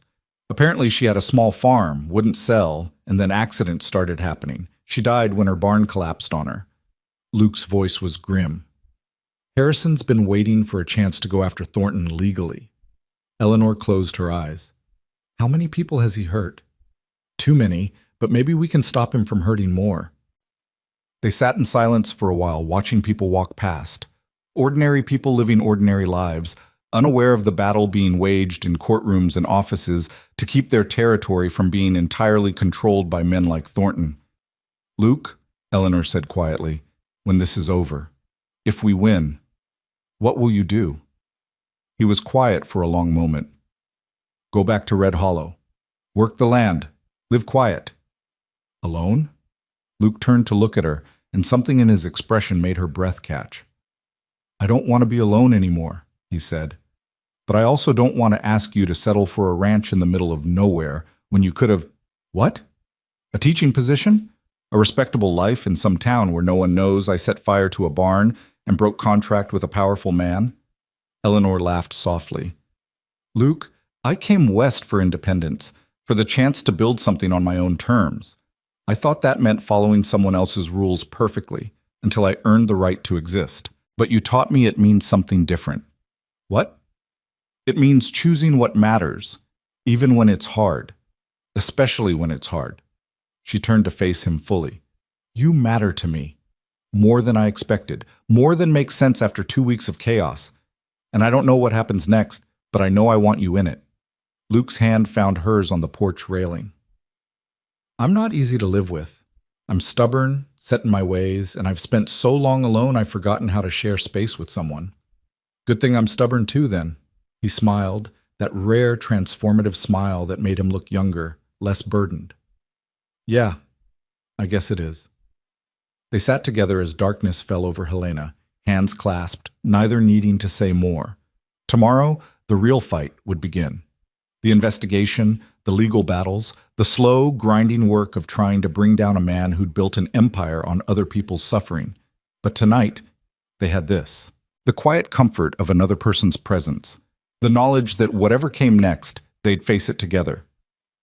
Eleanor leaned her head on Luke's shoulder, felt his arm come around her, and thought about wrong destinations and right choices.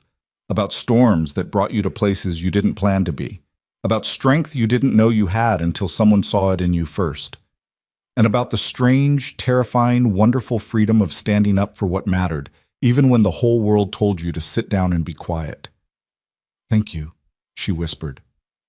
Luke's arm tightened. "For what?" "For seeing me. For believing I was worth the trouble." "Eleanor Hart," he said quietly, "you were never trouble. You were always worth everything." She closed her eyes, feeling the truth of it settle into her bones. For the first time since her parents died, since she'd been shuffled off to her aunt's house and taught that her worth was measured in how little space she took up, Eleanor felt seen, valued, chosen. Not for what she could provide or how well she followed rules, but for who she was beneath all of that.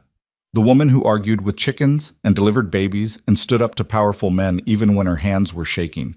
The woman who'd come west looking for opportunity and found something better. Purpose. Partnership. Home. Not in a place, but in a person who looked at her and saw strength where she'd only ever seen weakness, who stood beside her instead of in front of her, who believed that together they could face anything, even James Thornton and the whole corrupt system he represented. The stars came out over Helena one by one, and Eleanor watched them appear with Luke's warmth beside her and the future stretching ahead, uncertain, dangerous, but finally hers to choose. The lawyer arrived the next morning carrying a leather satchel worn smooth from years of use and an expression that suggested he'd seen the worst of humanity and wasn't easily shocked anymore. Benjamin Harrison was 40-something, lean, with graying hair and eyes that missed nothing. He sat across from Eleanor and Luke in Meg's parlor, pulled out paper and pen, and said simply, "Tell me everything, and I mean everything. The parts you think don't matter, the parts that make you look bad, all of it.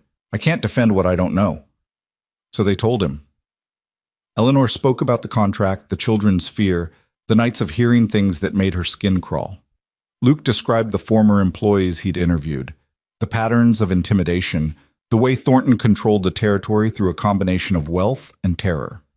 Harrison took notes in shorthand, asked sharp questions, and didn't flinch at the worst of it. When they finished, he set down his pen and looked at them both for a long moment. "You understand that Thornton will come after you with everything he has," he said. "Not just legally. He'll try to destroy your reputations, turn the community against you, make you look like liars and criminals."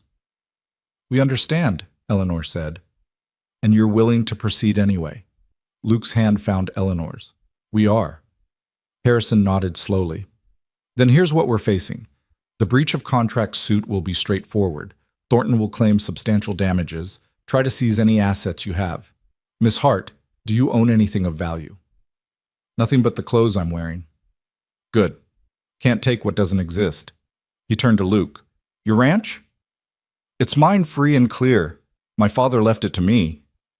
"Then Thornton will try to put a lien on it. We'll fight that, but it'll tie up the property for months." Harrison flipped through his notes. "The bigger issue is the criminal investigation. Marshal Wade's opening it officially tomorrow, which means Thornton will know we're building a case. He'll start covering his tracks, pressuring witnesses, using his political connections to undermine the investigation before it really begins." Eleanor felt a flutter of fear in her stomach. "Can he stop it?" "He can try, but Wade's smart and he's careful. He's been documenting Thornton's activities for years, waiting for the right moment to move." Harrison leaned forward. "The question is whether we can build a strong enough case before Thornton shuts us down. We need witnesses willing to testify, documents that prove wrongdoing, and ideally, someone on the inside willing to turn." "The children," Eleanor said suddenly. Both men looked at her. "Thomas is 12, old enough to testify. If we could get him to talk about what he's seen, what his father does—" "A child testifying against his own father?" Harrison's voice was gentle but firm. "Eleanor, no judge would allow it. And even if they did, it would destroy that boy. Staying in that house is destroying him." Eleanor's voice shook. "All of them. They're not children, they're hostages. And if we don't do something, we are doing something," Luke interrupted quietly. "We're building a case, getting justice through the law, not through traumatizing kids who've already been through enough." Eleanor wanted to argue, wanted to insist there had to be a faster way, a better way. But she looked at Luke's steady gaze and Harrison's experienced eyes and recognized the truth. This was going to be slow, painful, and uncertain. There were no shortcuts, no dramatic confrontations that would solve everything, just the grinding work of gathering evidence and hoping it would be enough. "What do you need from us?" she asked. Harrison pulled out a list. "Written statements detailing everything you witnessed and experienced, names of anyone who might testify, any correspondence you received from Thornton, any documents you saw. And patience. This is going to take time." "How long?" "Months, maybe longer. Thornton's lawyers will file motions, request delays, challenge every piece of evidence. It's a war of attrition, and the side with more resources usually wins." Usually, Luke said, but not always. Harrison smiled, small but genuine. No, not always. Sometimes stubbornness and truth are enough. The weeks that followed settled into a routine that felt both surreal and oddly normal. Eleanor spent her mornings writing her statement, documenting every detail of her time at the Thornton estate with a precision that made her relive the fear and helplessness. Harrison reviewed each page, asked clarifying questions, pushed her to remember things she'd tried to forget. In the afternoon, she helped Meg around the boarding house, cooking, cleaning, mending, earning her keep and finding unexpected peace in the simple, honest work. Luke divided his time between helping Harrison track down witnesses and making the 3-day ride back to Red Hollow to check on his ranch. His brother-in-law was managing well, but Luke was restless in the city, uncomfortable with the walls and crowds and the waiting. Each time he returned to Helena, Eleanor saw the tension in his shoulders ease when their eyes met, saw him relax into the certainty that she was still there, still safe. They fell into an unspoken pattern of evening walks, wandering Helena's streets as the sun set, talking about everything except the case. Luke told her about the ranch, about the way morning light hit the mountains, about the satisfaction of fixing fence or delivering a calf, about his plans to expand the house if he ever had reason to need more rooms. Eleanor talked about the school she wanted to build someday, about teaching children who actually wanted to learn, about her idea for a lending library that could serve the whole territory. They were building a future in words before they'd secured the present, and slowly, carefully, they were building something else. The careful distance they'd maintained at first, separate rooms, no impropriety, everything respectable, began to erode. Luke's hand would find hers as they walked. Eleanor would lean into his shoulder on Meg's porch. Small touches that spoke of trust, of wanting, of a connection that went deeper than shared danger. 6 weeks after they arrived in Helena, Luke kissed her again. They were on the porch after supper, watching snow begin to fall.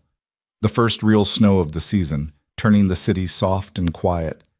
Eleanor had been talking about her parents, about Christmas traditions she missed, when her voice broke unexpectedly and Luke simply pulled her close. She turned in his arms, looked up at him, and saw everything she felt reflected in his face. When his lips met hers, it was different from that desperate kiss after escaping Thornton's estate. This was slower, deeper, full of promise instead of fear. His hands cradled her face like she was precious, and Eleanor felt something in her chest crack open. All the careful walls she'd built to protect herself from disappointment, from loss, from the pain of wanting things she couldn't have. She let them fall. When they finally pulled apart, Luke rested his forehead against hers. "Eleanor," he said quietly, "when this is over, when we're free of Thornton and the legal mess and all of it, I want—" He paused, searching for words. "I'm not good at this, at saying what I mean, but you should know that I'm planning a future that has you in it, if you want that too." Eleanor's throat tightened. "I want that.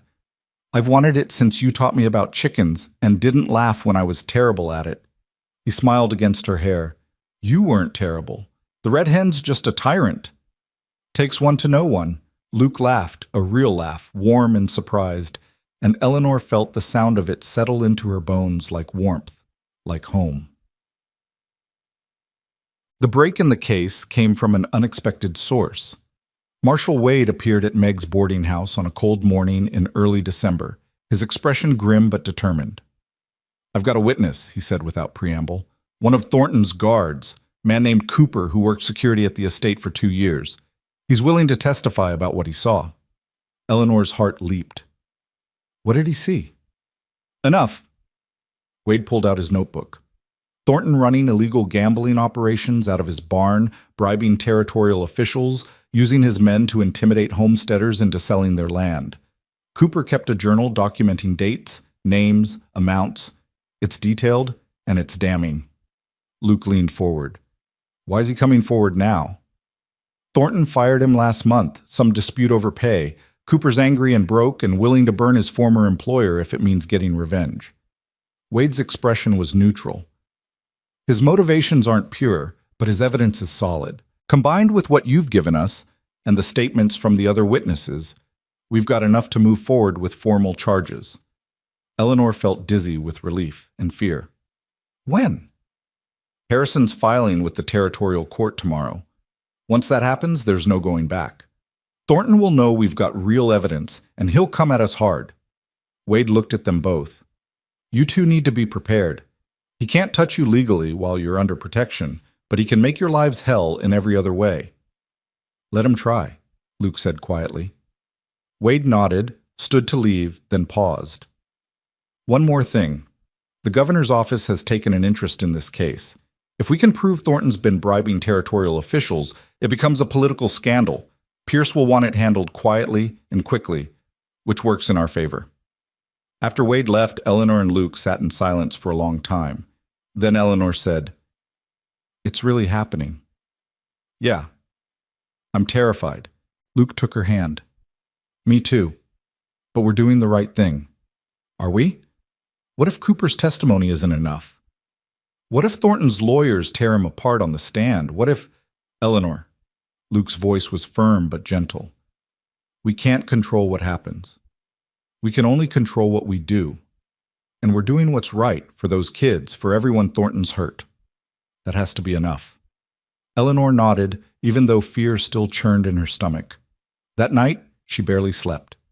When she finally dozed off near dawn, she dreamed of the Thornton estate, of children's voices calling for help, of running through endless hallways that all led back to the same locked door. She woke to Luke knocking softly. It's done, he said when she opened the door. Harrison filed the charges an hour ago. The territorial court issued a warrant for Thornton's arrest. The trial began 3 weeks later on a bitter January morning.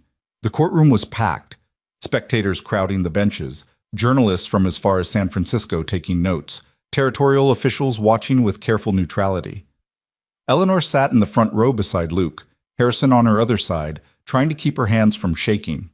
James Thornton entered, flanked by 3 lawyers, all expensive suits and confident expressions.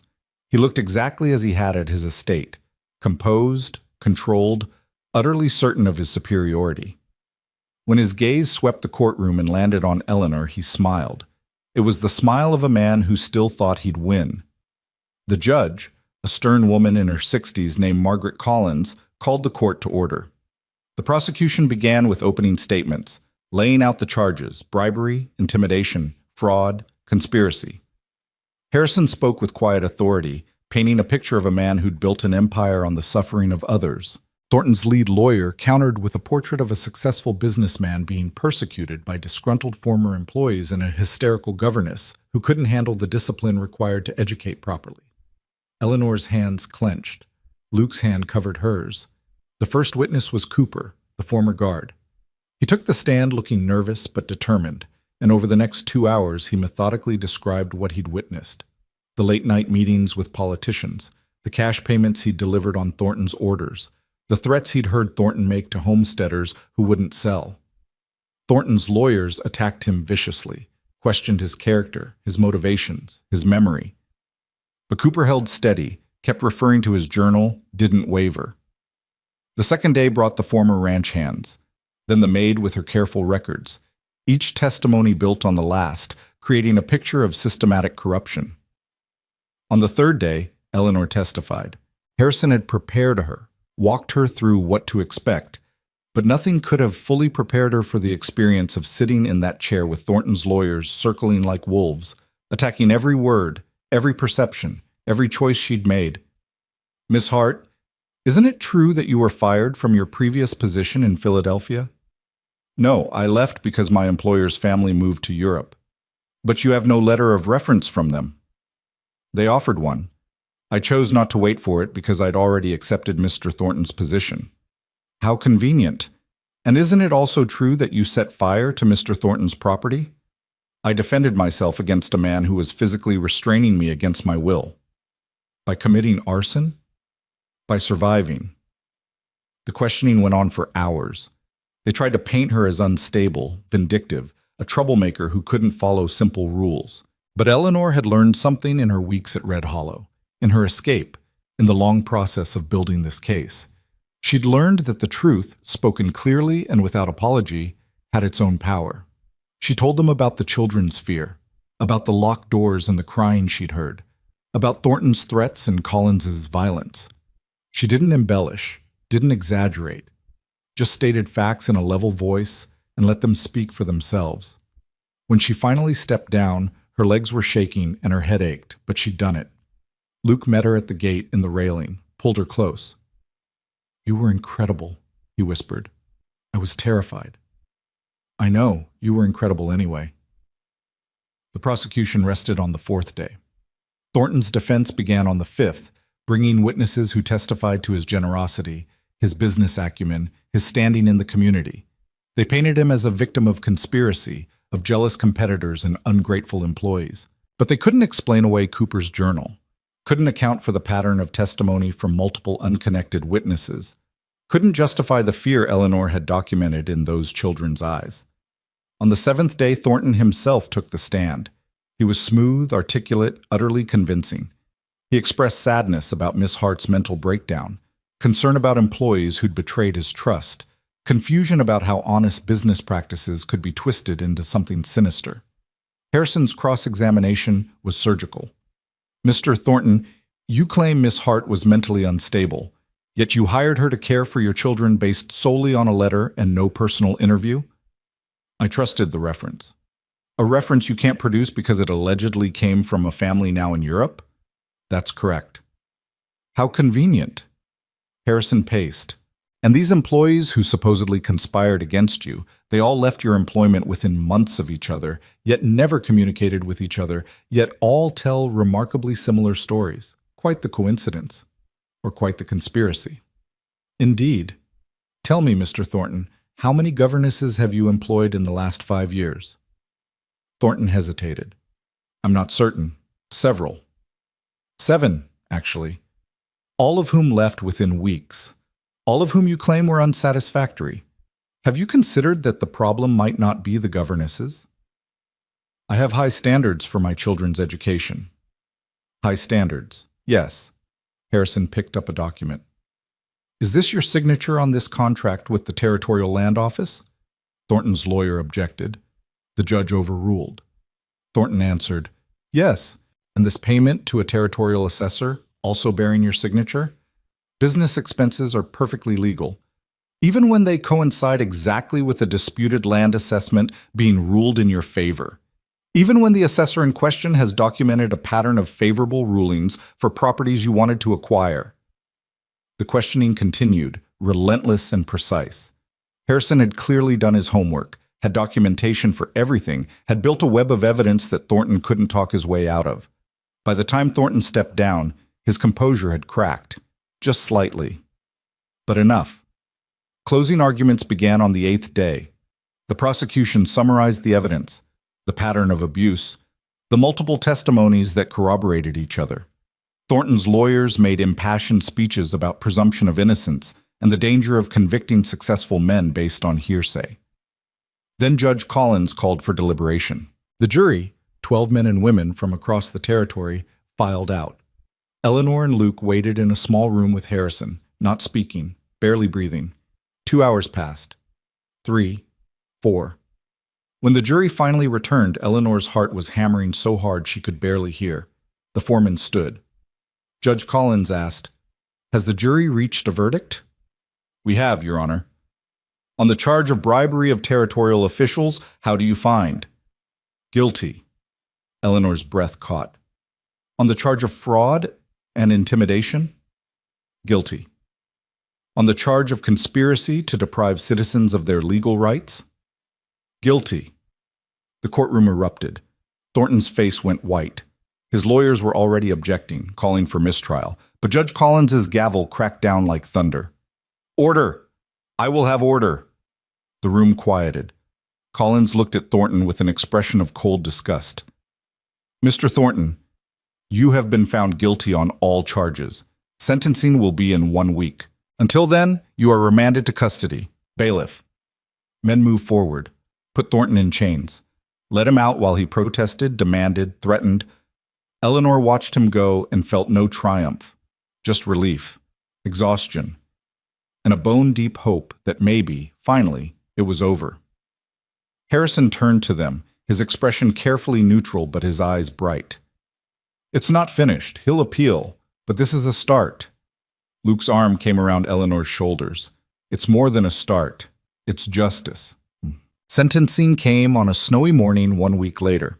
Judge Collins handed down 15 years in the territorial prison, plus fines that would strip Thornton of most of his assets. His estate would be sold, the proceeds used to compensate his victims. The children would be placed with his late wife's sister in Colorado, a woman Harrison had verified was kind and stable and nothing like their father. Eleanor sat in the courtroom and watched Thornton's empire crumble, watched the man who'd tried to control her future led away in chains, and felt something release in her chest. Outside the courthouse, Marshal Wade was waiting. "Miss Hart, Mr. Calder." He tipped his hat. "Thought you'd want to know. The territorial governor's office issued a formal apology for the corruption in the land office. They're conducting a full review of all property transfers Thornton was involved in, returning seized land where possible." "What about the contract?" Eleanor asked. "The money he claimed I owed him?" "Voided. Judge ruled it unconscionable. You don't owe him anything." Wade paused. "In fact, there's a small settlement coming to you. Compensation for your time and the trauma you endured." Eleanor felt tears prick her eyes. "I don't want his money." "Then donate it. Start that school you've been talking about." Wade smiled, rare and genuine. "You two did good work. Took courage to stand up to a man like that." After he left, Eleanor and Luke stood on the courthouse steps, watching snow fall over Helena. "What now?" Eleanor asked quietly. Luke took her hand. "Now we go home." They were married in the spring at Red Hollow Ranch. It was a small ceremony. Luke's sister and her husband, Meg from the boarding house, Harrison and Marshall Wade, Sarah Brennan with her baby girl, and a handful of neighbors who'd helped keep the ranch running during the long months of trial. The circuit preacher spoke about partnership and choosing to stand together, and when Eleanor and Luke exchanged vows on the porch where she'd first arrived during a storm, the sky was impossibly blue and the mountains seemed to approve. Eleanor wore a simple dress that Meg had helped her make, cream-colored cotton with lace at the collar, practical but beautiful. Luke wore his best shirt and looked at her like she'd hung the moon. They said the words that mattered: to choose each other, to build together, to stand as equals through whatever came next. When the preacher said Luke could kiss his bride, he did, gentle and sure, a promise kept and a future beginning. The celebration afterward was loud and joyful. Sarah's baby slept through most of it. Luke's sister cried happy tears. Harrison gave a toast about stubborn people changing the world. Wade contributed a bottle of truly terrible whiskey that everyone pretended to enjoy. And as the sun set over the ranch that had become home, Eleanor stood with Luke's arm around her waist and thought about journeys that don't go as planned, about storms that bring you to exactly where you need to be, about the courage to stand up even when you're terrified, to choose truth over comfort, to believe that one person's voice can matter. "Happy?" Luke asked quietly. Eleanor leaned into him, looked at the land stretching toward the mountains, at the house they'd already started expanding to include a schoolroom, at the garden she'd planted and the chickens she'd learned to manage, and the life they were building together from scratch in stubbornness and love. "Incredibly," she said. 5 years later, the Red Hollow School opened its doors. It was a simple building, one large room with windows on 3 sides and a stove that worked most of the time. 23 students attended that first day, ranging from 6 to 14, children of ranchers and homesteaders and miners who'd never had access to consistent education before. Eleanor stood at the front of the classroom, looked at their eager faces, and felt the weight of responsibility and possibility. "Good morning," she said. "My name is Mrs. Calder, and I'm here to teach you that learning isn't about following rules perfectly. It's about asking questions, making mistakes, and discovering who you're capable of becoming." The children stared at her. Then a small girl in the front row raised her hand. "Yes? Are we really allowed to ask questions?" Eleanor smiled. "You're required to." That afternoon, when the students had gone home and Eleanor was tidying up, Luke appeared in the doorway. "How was the first day?" he asked. "Chaotic. Wonderful. Terrifying." She set down the chalk. "Perfect." He crossed to her, pulled her close. I'm proud of you. We did this together. No, I built a room. You're building futures. Luke kissed her forehead. There's a difference. Eleanor looked around at the classroom they'd created, at the books on shelves and the maps on walls, and the possibilities contained in this simple space. Thought about a younger version of herself who'd boarded a stagecoach heading west, desperate for opportunity and terrified of failure. Who'd arrived at the wrong ranch on the worst possible night and found everything she'd been looking for in the last place she expected. Who'd learned that strength wasn't about never being afraid. It was about being afraid and standing up anyway. About choosing truth over comfort, courage over safety, love over fear. Come on, Luke said, tugging her hand. Dinner's waiting. And I think the red hen finally laid eggs in the proper nest instead of hiding them in the feed shed. Eleanor laughed. Progress. Yeah, slow and stubborn, but progress. They walked out together into the golden evening light, toward the ranch house that had become home, toward the life they'd built from a mistake and a storm and the simple, radical choice to stand together. And Eleanor thought, sometimes the wrong destination is exactly where you need to be. Sometimes the detour is the journey. Sometimes arriving lost is the only way to be found. Behind them, the schoolhouse door swung shut. Ahead, the mountains caught the last of the sun, turning gold and pink and infinite. And Eleanor Hart Calder, who'd come west looking for a governess position and found a purpose instead, walked toward her future with her hand in her husband's, with students to teach and a community to serve and a life she'd chosen for herself. Not perfect, not easy, but entirely, completely, beautifully hers. The end.